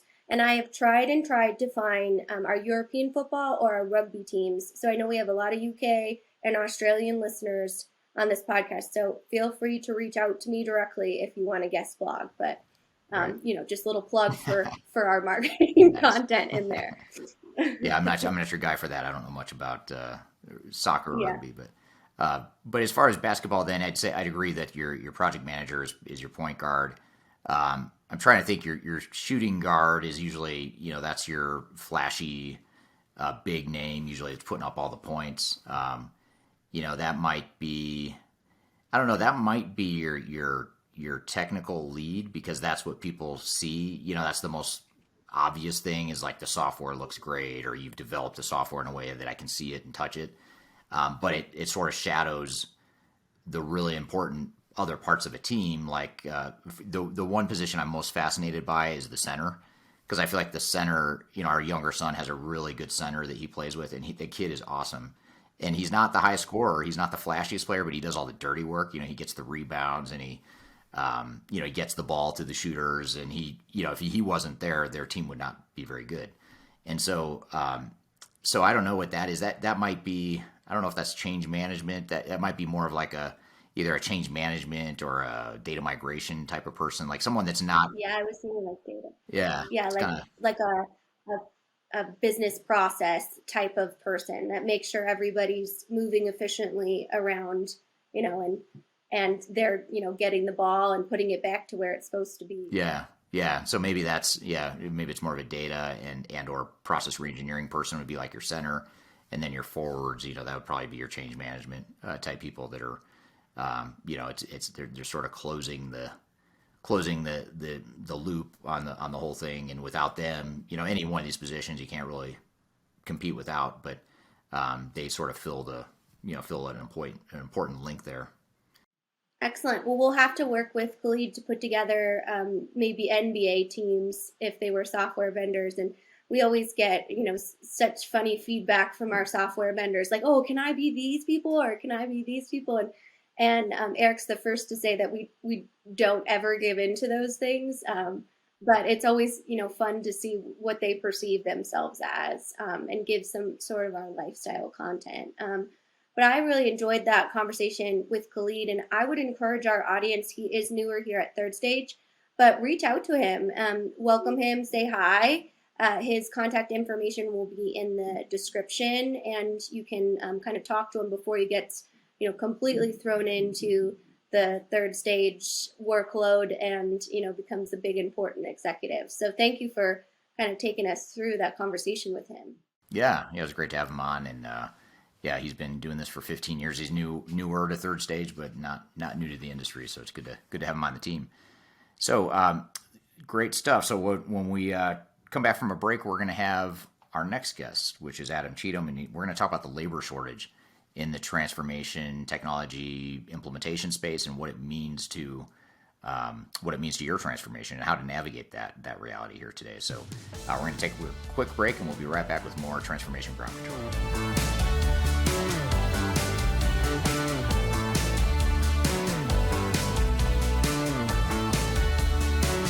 If you are aiming for transformation success, turn to Third Stage Consulting Group. Third Stage's independent and technology agnostic consulting team helps clients define their digital strategies, define their roadmaps, and manage their transformations. With offices in the US, Europe, and Australia, our team helps the world's most forward-thinking organizations through their transformation pitfalls and risks. If you are embarking on a digital transformation or business change initiative, contact Third Stage Consulting to see how we can help you reach the third stage of transformation success. Learn more about us and download independent reports, videos, and other best practices at thirdstageconsulting.com.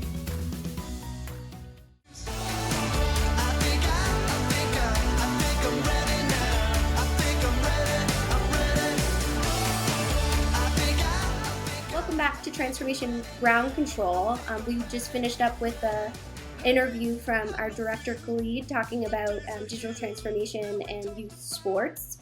And now we're going to move on to a clip I actually recorded with Adam Cheatham to talk about ERP and labor shortage. So the reason that we wanted to talk about this is I know we've kind of dived into the supply chain side of what labor shortage and the material management and the challenges there.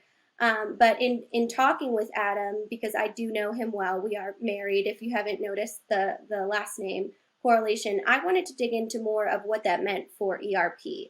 So we went ahead and filmed this pre-recorded interview with him. So with that, let's play the clip.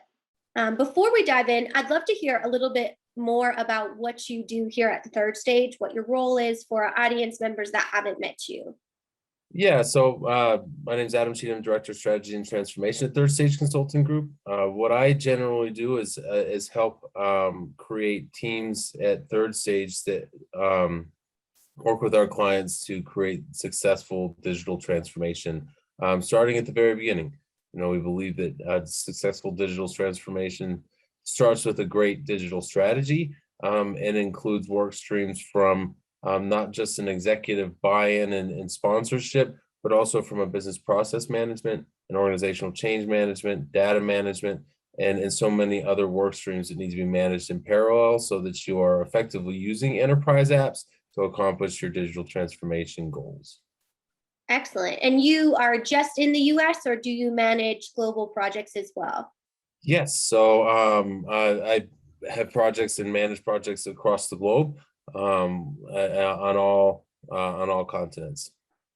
Excellent. Well, we're so excited today for you to kind of give us some insight on what a system integrator does and how they create value or influence digital transformation projects. So let's start from the beginning. Can you tell me a little bit about what a system integrator actually does within a digital transformation?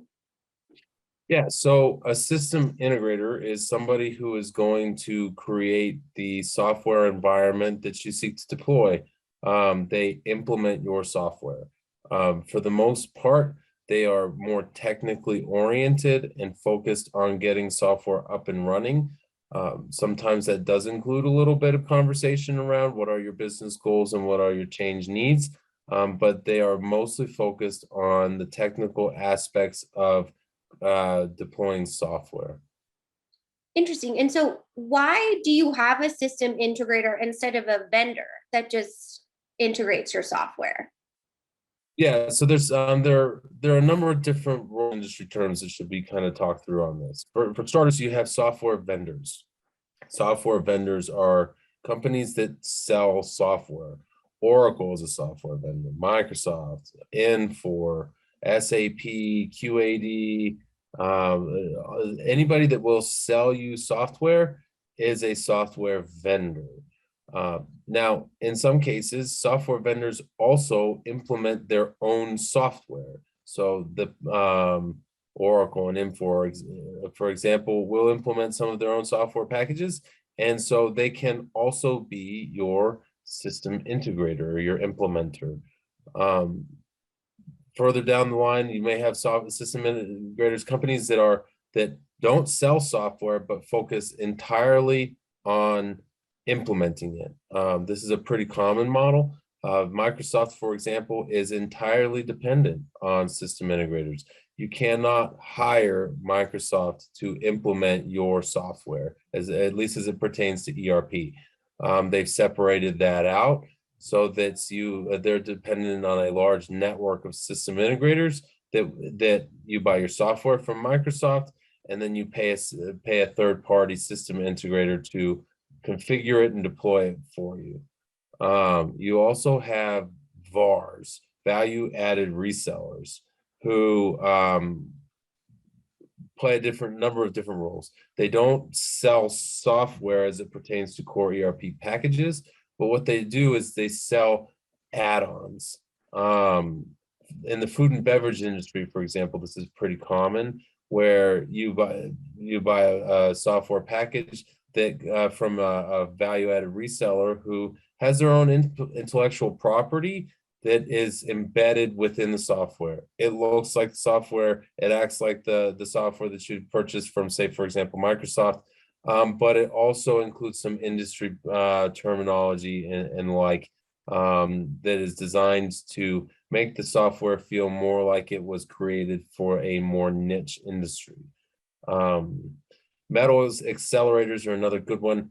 We've evaluated for some of our larger steel clients, metals accelerators software packages where the core ERP system includes units of measure and descriptions and part numbers and IDs that are unique to the metals industries. So those types of things. Excellent. Well, thank you for that overview. There were some in there that I've never even heard of, so that was really informative for me. What are some examples of system integrators? Yeah, so some examples of system integrators. Anybody that implements software can be considered a system integrator. Oracle is a system integrator. Accenture and Deloitte and are system integrators. They implement software packages. You'll also hear of a number of different smaller companies that are integrators that are more oriented towards niche industries and applying a software package's strengths to each of those industries. You'll often find, even if there isn't a value-added reseller component to it, food and beverage is an industry that system integrators are a bit more capable than the overall vendors in a lot of cases. So it's an example of a system integrator really is any company that will help you implement software. Gotcha. From the technical perspective. Okay, excellent. And do they vary depending on business and project size, kind of like software vendors would do as well? Yeah, and there's a bit of there's a lot wrapped up in that question, so I'll kind of take it bite by bite. Some software vendors will push prospective clients off to their system integrator network depending on size. Epicor, for example, in a lot of cases, they like to push any client that is under the $50 million revenue mark to their system integrator network so that they can have a more intimate experience with their system implementer. On the flip side of it, if you're quite a lot larger, Epicor is more likely to say, we're going to take that on because we wrote this software and we use this software. And so being able to do that for a large company is meaningful. You also find that, that depending on area and locale, the industry and software package, what you're looking for, will also drive whether or not a software vendor wants to take on your project as an implementation for themselves, or to farm that out to one of their system integrators based on your software needs. Gotcha. Yeah, that there is a lot wrapped up in that. So just to kind of unpack that a little bit more. So Adam, can the same system integrator help with an ERP full service solution as well as a more best of breed type of system, or do they have specific verticals that they specialized in? Again, this is a pretty diverse industry on the whole, and a pretty diverse market. So the answer is it depends. Let's say, for example, you buy Infor and Infor's CRM. There's a high likelihood that the same integrator will implement both of those packages for you. But let's say for you do something different. We recently had a client that went with Microsoft ERP, Salesforce CRM, and I forget off the top of my head, but a different HCM package. What you start looking at in those spaces is a different vendor and different system implementer for each. At which point you should be heavily considering some assistance in managing that kind of conglomeration of systems and implementers to help you keep them all straight and keep them all on the same path, because they will all only have their own software's interests at heart, which is fine. That's okay. You should expect them to focus on their project as opposed to everybody else's. But having somebody that can help you keep all of those ducks in a row, so that you know when your ERP vendor and system implementer and your EDI implementer are working together, so that you deploy together on time. Gotcha. And what should clients expect from their system integrator? What are some expectations that would be typical to look for? So from a perspective of the more purist system integrators, you should or it's just the smaller companies or the companies that focus just on the software, clients should expect their partners in that space to focus on helping them implement software that fits their business requirements and needs. What I mean by that is helping them understand how the software must be built, and then going and configuring it to do so, helping identify areas where customizations could be warranted, and then scoping and deploying those customizations. What they won't do, and what they will tell you that they do, is organizational change management and business process management. The reason for that is twofold. From a change management perspective, system integrators are heavily consider change management to be, this is your process before, this is your process today, here is your document for using today's process. That is change management. We have managed the change. That's not organizational change management.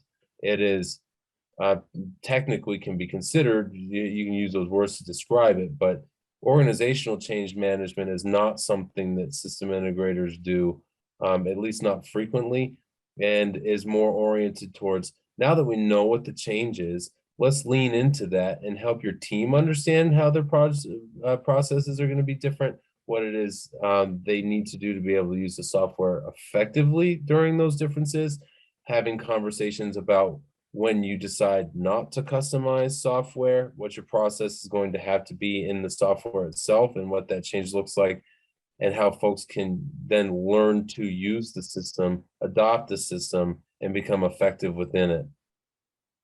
The other thing that they don't do particularly well is understanding the difference between what the impacts are of an out-of-the-box solution versus a custom solution. There's a software bias, I think, for everybody to say, my software can do anything. Mm-hmm. And that's why I work for them. Good for you. I'm really glad that you had that pride in your software. But just because it can do anything, because you can make it do anything, doesn't mean that it should. Right. So the question becomes, I want the software to do this one different thing. And your configuration team is going to say, okay, that's a customization. And if you wanted to do that their role stops there.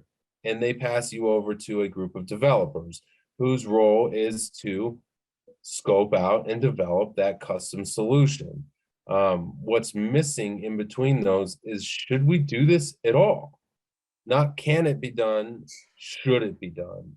And what you miss in this handoff is the business consultants who are responsible for configuring your software identify customization, and then they wash their hands of that conversation and they pass it off.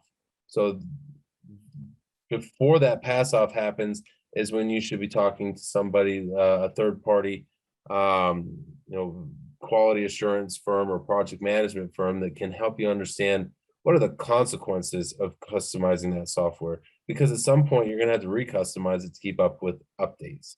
Okay, so we can customize that, or what if we just did it the way the software does it? Do we need this customization? Does it add value? Those questions don't get asked by the system integrator consultants, and they certainly don't get asked by the developers, because by that point, the developer's job is to say, I need to make the software do this, and so that is what I will do. I will make the software do that.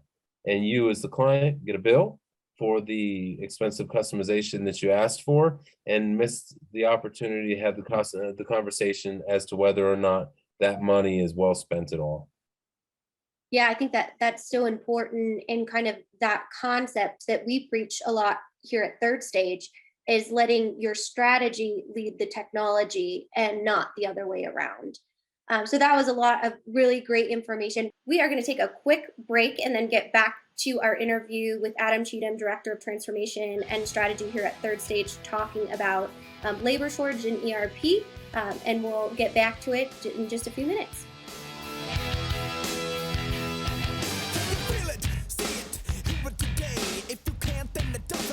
If you are involved in any sort of digital transformation or business change initiative, you will want to download the 2021 Digital Transformation Report. With its comprehensive overview of business and technology trends and best practices, this report is a must-have guide for any transformation project or executive team. Download this free report by visiting Third Stage Consulting at thirdstage-consulting.com. You can also visit our website to learn more about us, or download independent reports, videos, and other best practices. Again, visit thirdstage-consulting.com today to learn how to take your transformation to the third stage of success.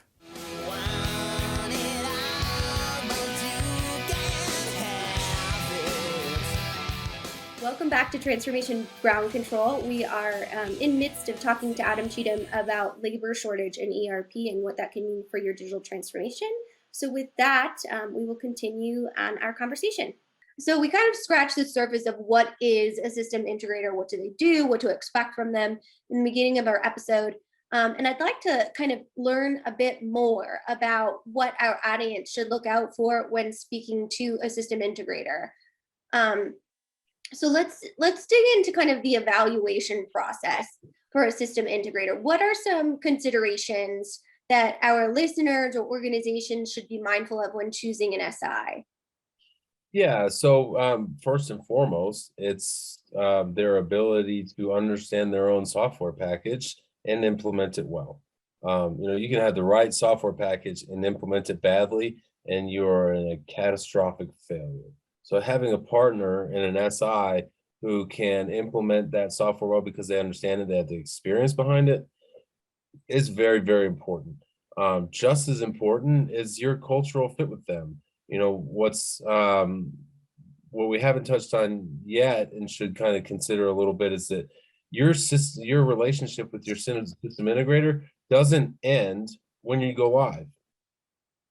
It more or less continues for the duration of your use of that software. When you need upgrades to that software in the future, when you want to add users, when you want to create an API to interface with some other homegrown whatever, or a new software system, like you want to add a CRM, you're going to work with that system integrator again and again and again. You should expect that relationship to last a decade or more. So what you want is a partner that fits, somebody whose size is meaningful to you. If you're a small company and you want to implement with Accenture, that's probably, you're going to be a small fish in their very, very large pond, and they are not going to pay attention to you. You're not going to be as important to them as some of their more massive clients.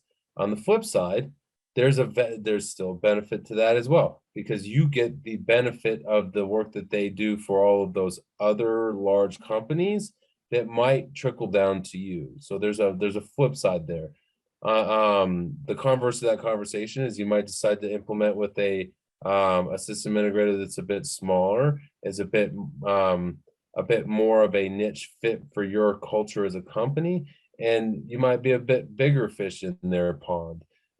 And so when you need something, they're more likely to respond, and they're more likely to respond in a manner that's cost effective for you, as opposed to the Big Four approach, just throwing bodies at it.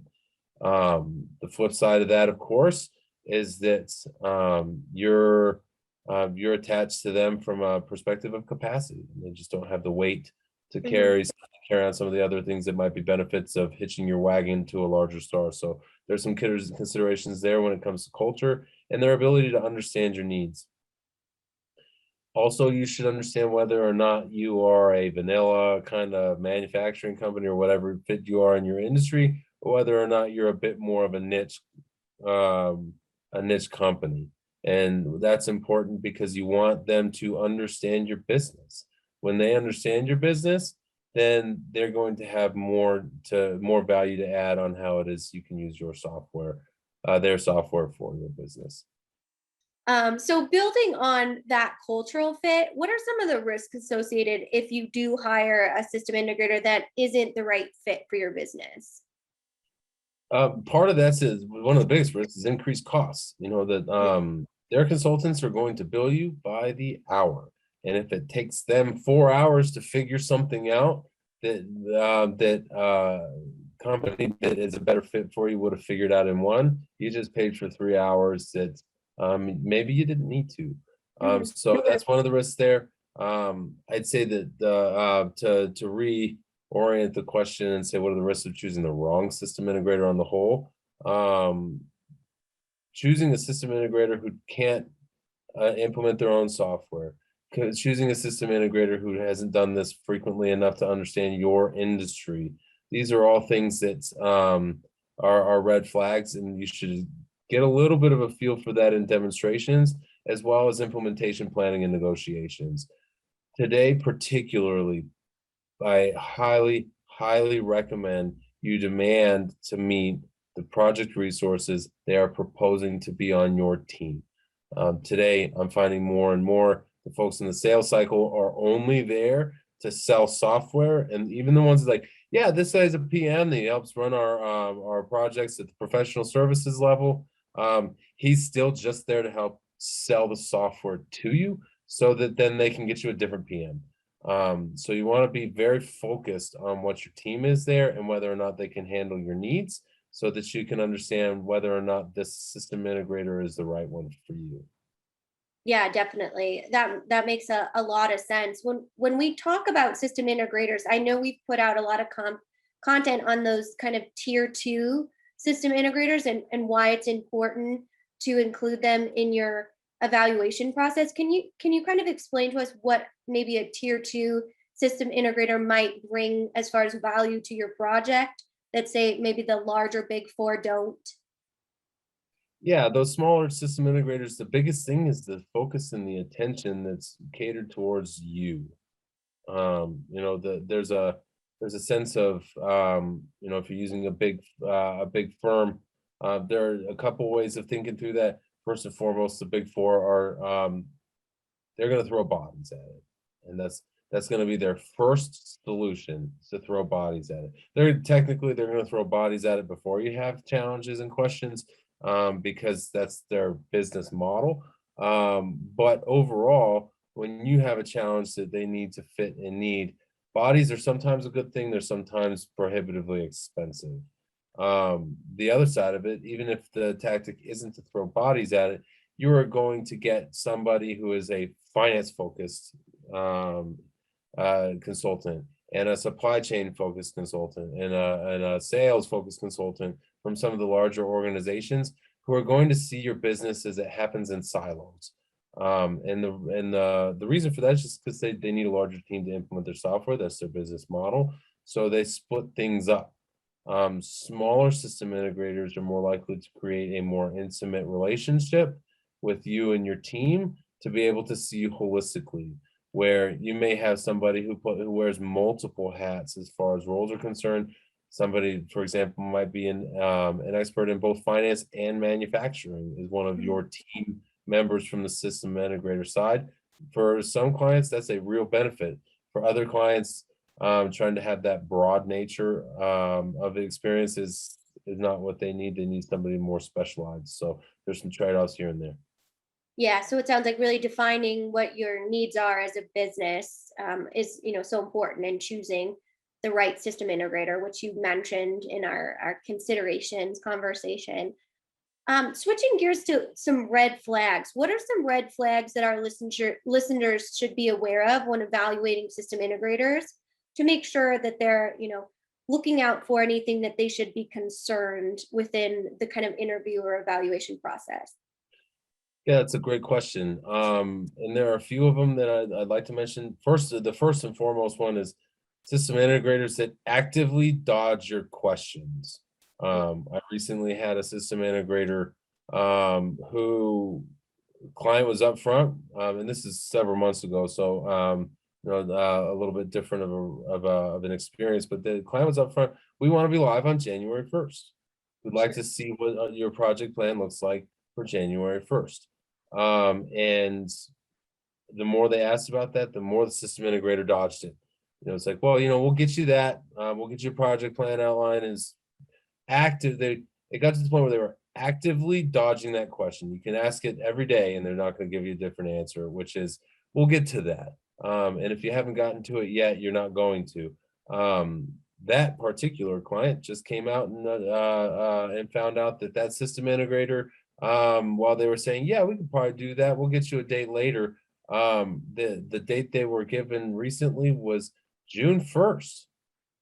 Little different, huh? Little different. So, those types of things where actively dodging a question is a massive red flag. But there are some other subtleties that you should look out for.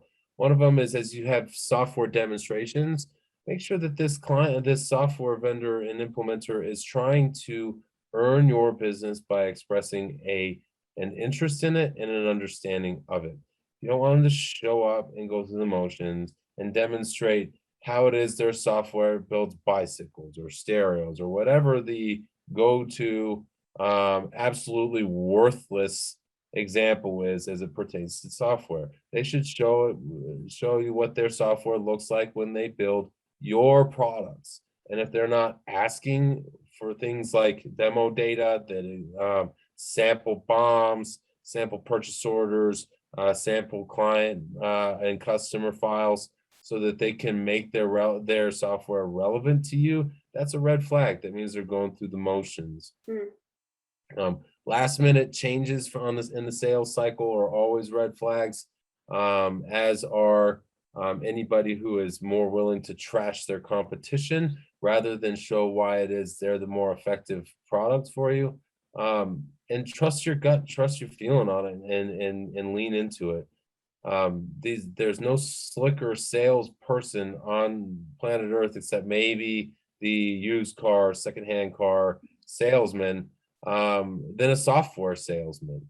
They know all of the objections. They know all of the answers that are going to make your mind think, all right, that's going to work for me, because they know how to manipulate the wording to make it sound like what you want to hear, but not technically give you what it is you're looking for. Overall, especially these days, when we're finding so many system integrators can't staff their own projects, let alone prove that they have the team behind it. Keep an eye on those things. Ask the questions, and if you don't get the answers, ask them again. Ask for that go live date, that project schedule, because if that's an important thing to you, you should get the answer. Absolutely. Those are some great things to be aware of. And I think a lot of times clients and our listeners aren't aware that they can actually ask those questions, that they have that power to make their own decisions and really own their product and projects. So on that note, kind of building on that, we brushed over kind of the industry bias. And you mentioned that system integrators can have some of that bias. Can you elaborate on that a little bit, and maybe give us some tactics on how we can overcome or understand that bias? Yeah, and so the easiest way of framing that is the system integrator who wants to be a selection firm and considers their selection services as early business development for their system integrator services. They'll tell you all kinds of, yeah, we're independent, and so we're going to help focus this on your needs. And then you go and click through their website and they sell software.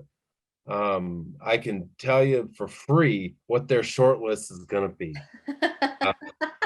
You can find out on your own. They're only interested in selling you the software that they sell.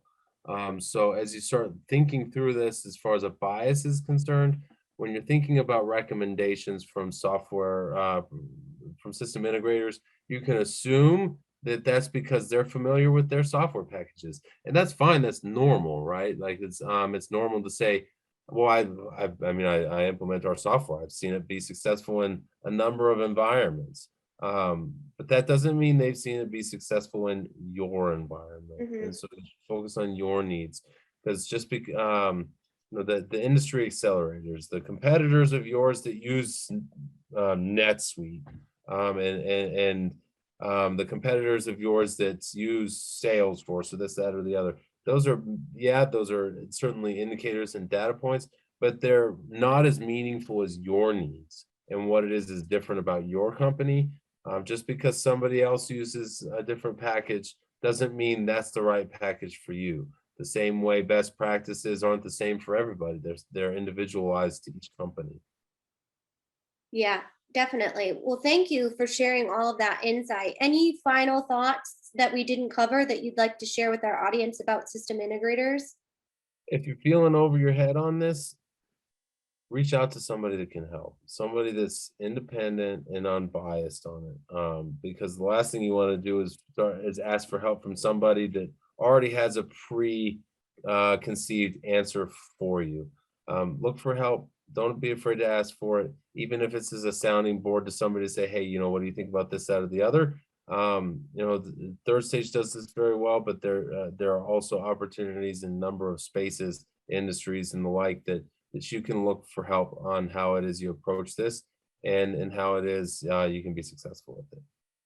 Great point. And speaking of other resources, if our listeners today want some additional resources or more information on system integrators, where could they find something like that? Yeah, so our webpage, our LinkedIn channel, our YouTube channel, all of these are great sources of information. Of course, the podcast that you're listening to right now. Also, feel free to reach out to me directly or any of our directors and consultants for questions on this type of thing. We'd be happy to talk to you about it. Well, I hope you enjoyed that clip with Adam Cheatham, Director of Digital Transformation and Strategy here at Third Stage, talking about ERP and labor shortage. I know Eric and I have a lot to unpack when we come back from the break in just a few minutes. I'm all right today. If you are aiming for transformation success, turn to Third Stage Consulting Group. Third Stage's independent and technology agnostic consulting team helps clients define their digital strategies, define their roadmaps, and manage their transformations.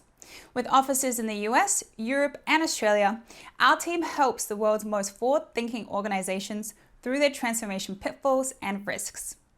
If you are embarking on a digital transformation or business change initiative, contact Third Stage Consulting to see how we can help you reach the third stage of transformation success. Learn more about us and download independent reports, videos, and other best practices at thirdstage-consulting.com.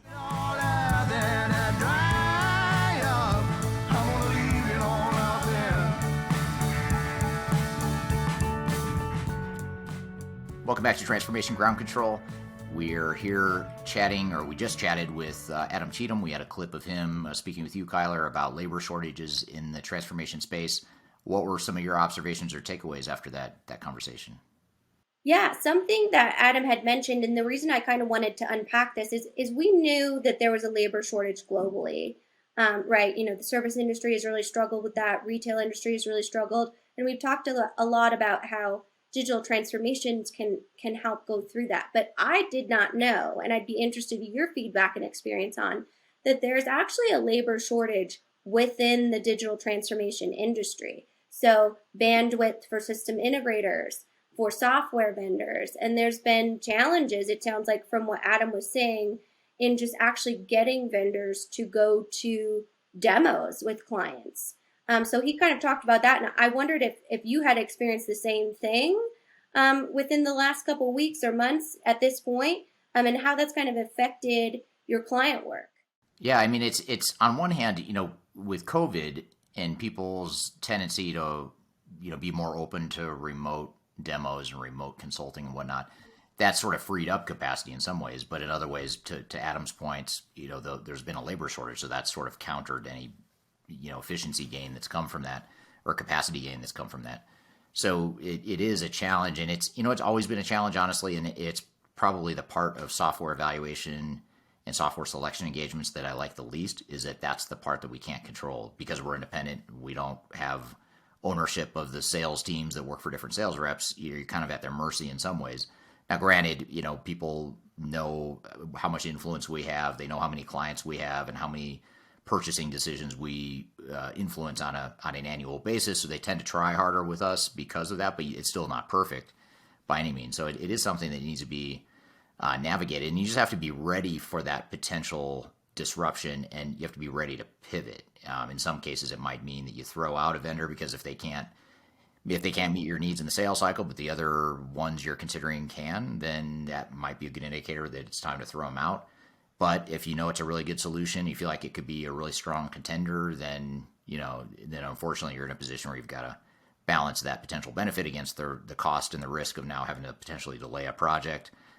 One thing we've done is to fill in that gap and to take some of the pressure off that reliance on software vendors and their sales reps is that we have a database that we draw from that has 30,000 requirements, and it maps the quantitative ranking of each of those requirements against all the different systems in the marketplace. And what that does is it gives a quantitative and objective agnostic input into the evaluation process so that you can narrow down to maybe just one or two vendors that you want to see demos from, and you're not trying to get demos from 4 or 5 or 6 vendors, which, by the way, is another driver of how software vendors oftentimes bail out of demo processes. If they know that they've got competition of 4 or 5, 6 competitors, they're probably going to prioritize other opportunities higher than yours.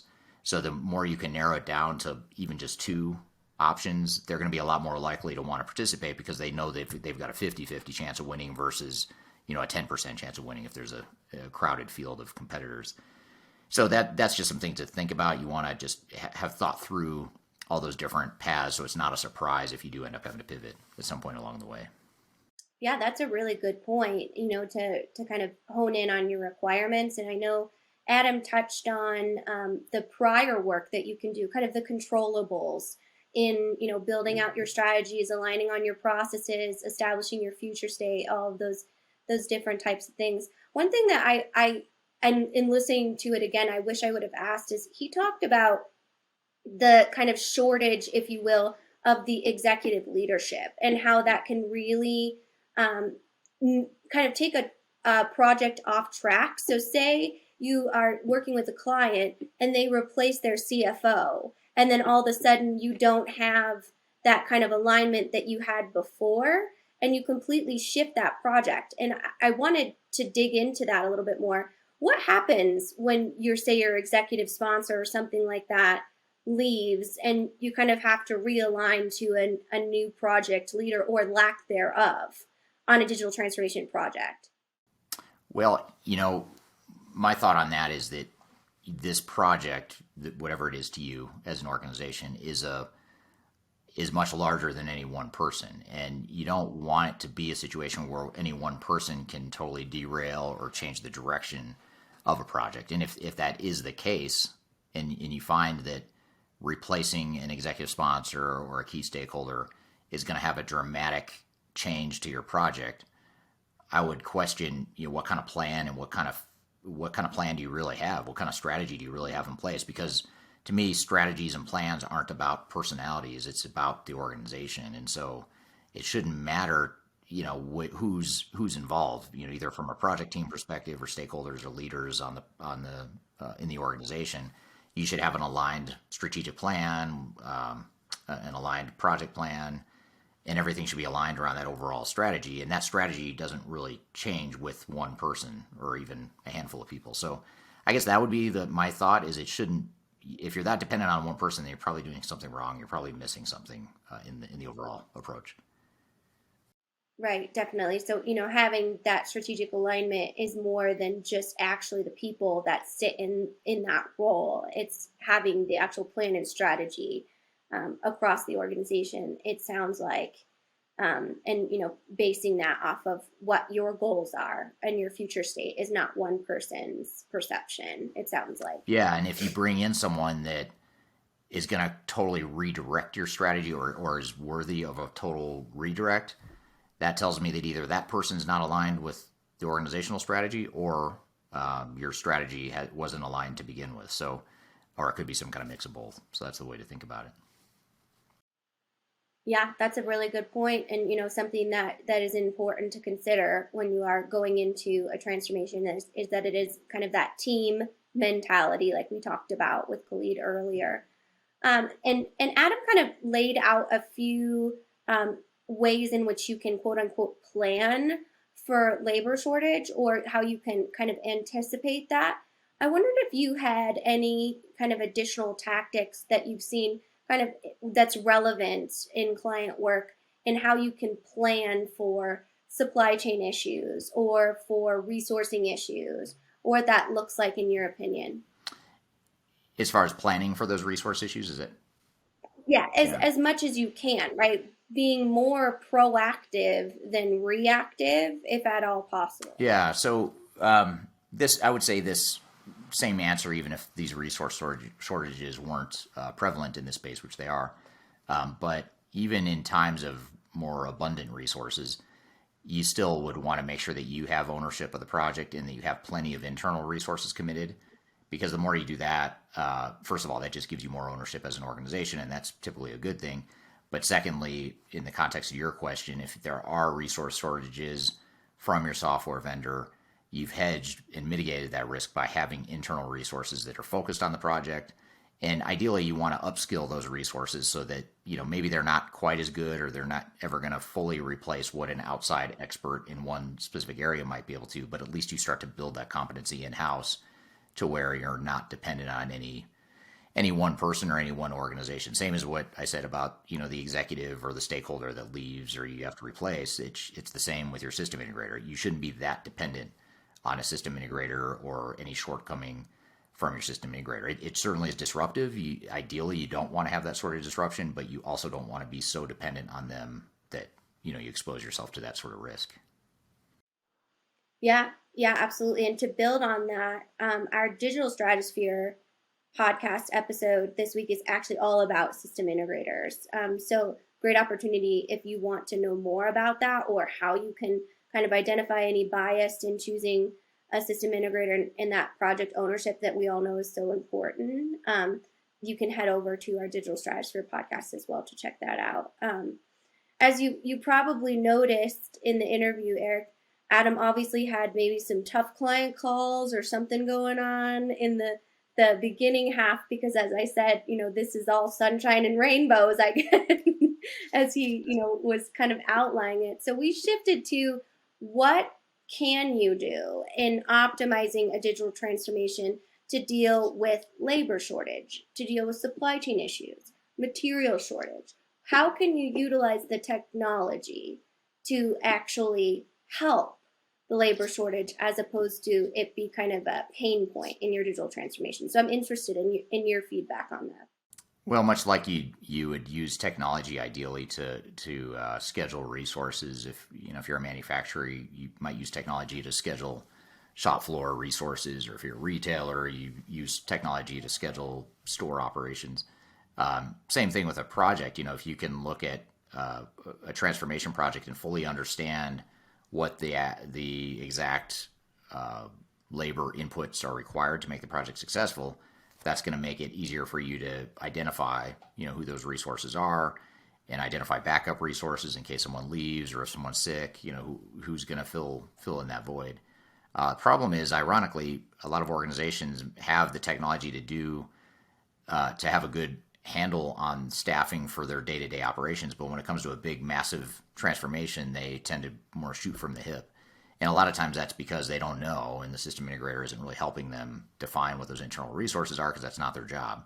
And by the way, it benefits the system integrators if you don't have enough resources, because then they will, aside from these shortages we're talking about, if they have resources available, they will use that as an opportunity to, bill you more. So you really have to, tighten up. I think organizations in general there's an opportunity for them to tighten up that process for sure.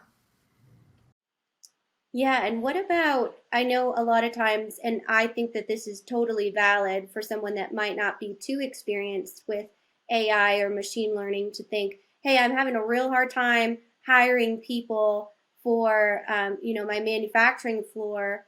Maybe I'll just automate all of these processes. And Adam kind of touched on a little bit of the danger of doing that, which we kind of talked about in the Facebook algorithm, kind of indirectly. So have you seen kind of that be more of a negative trend in the industry in relying on technology that's completely automated? Yeah, I mean, that dependency on completely automated technology can be it can be challenging, and it's also something that's not necessarily transferable to these sorts of transformations, just because there's so much thought and strategy and problem solving that computers haven't quite figured out yet, and I don't know if or when they ever will, but it's not really, a lot of what we do in transformation can't be automated, except for things like, a little bit more black and white things like data migration. You bring the data over, or testing, you can run testing scripts and automated scripts there. Process mining, we're using technologies as a consulting team to help analyze business processes and get actual data from processes in a way that the human facilitation doesn't quite get to. So there are ways that technology is becoming embedded in transformation, but a lot of it is still something that relies on strategy and more of the art than the pure science of it.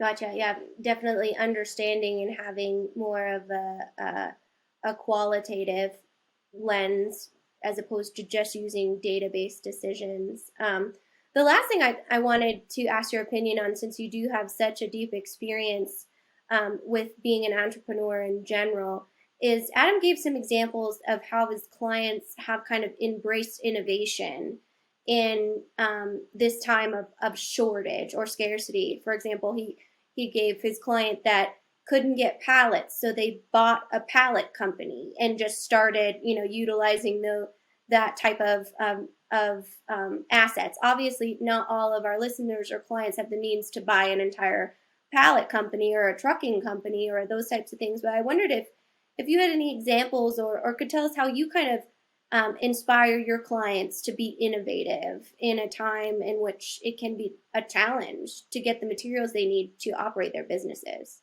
Well, I think that you just said, the time they can't get the materials that they need to run their business or the resources they need, that dynamic combined with the disruption that COVID and all the fallout from that caused, that has really forced a lot of organizations to be innovative, even if they weren't before, or even if they don't want to be. So it hasn't been that difficult, for the most part, to convince clients to be innovative and to move quickly.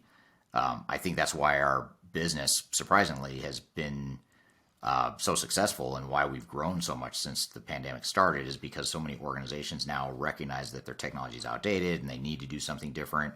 These same organizations, I would argue, probably would have sat on their existing technology for another number of years, but the pandemic and the supply chain issues we're having now, labor shortages, all the stuff going on in the world right now is really exposing the weaknesses and the deficiencies and the limitations of current technologies. So it hasn't been that difficult. It's still not easy, but it has sort of created a sense of urgency that organizations didn't have before. Right. Well, thank you so much for kind of unpacking that with me. And if any of our audience members have some examples about how they've experienced that within either the consulting industry or going through their transformation in general, we definitely love to hear about that. Yeah, absolutely. Well, good. Well, thanks for that debrief there and some of the additional thoughts, and thank you for playing us that clip with Adam. That was a great conversation, and look forward to hearing people's feedback on that. So that all being said, we want to thank everyone for joining here today. Thanks for being on the show or listening to the show.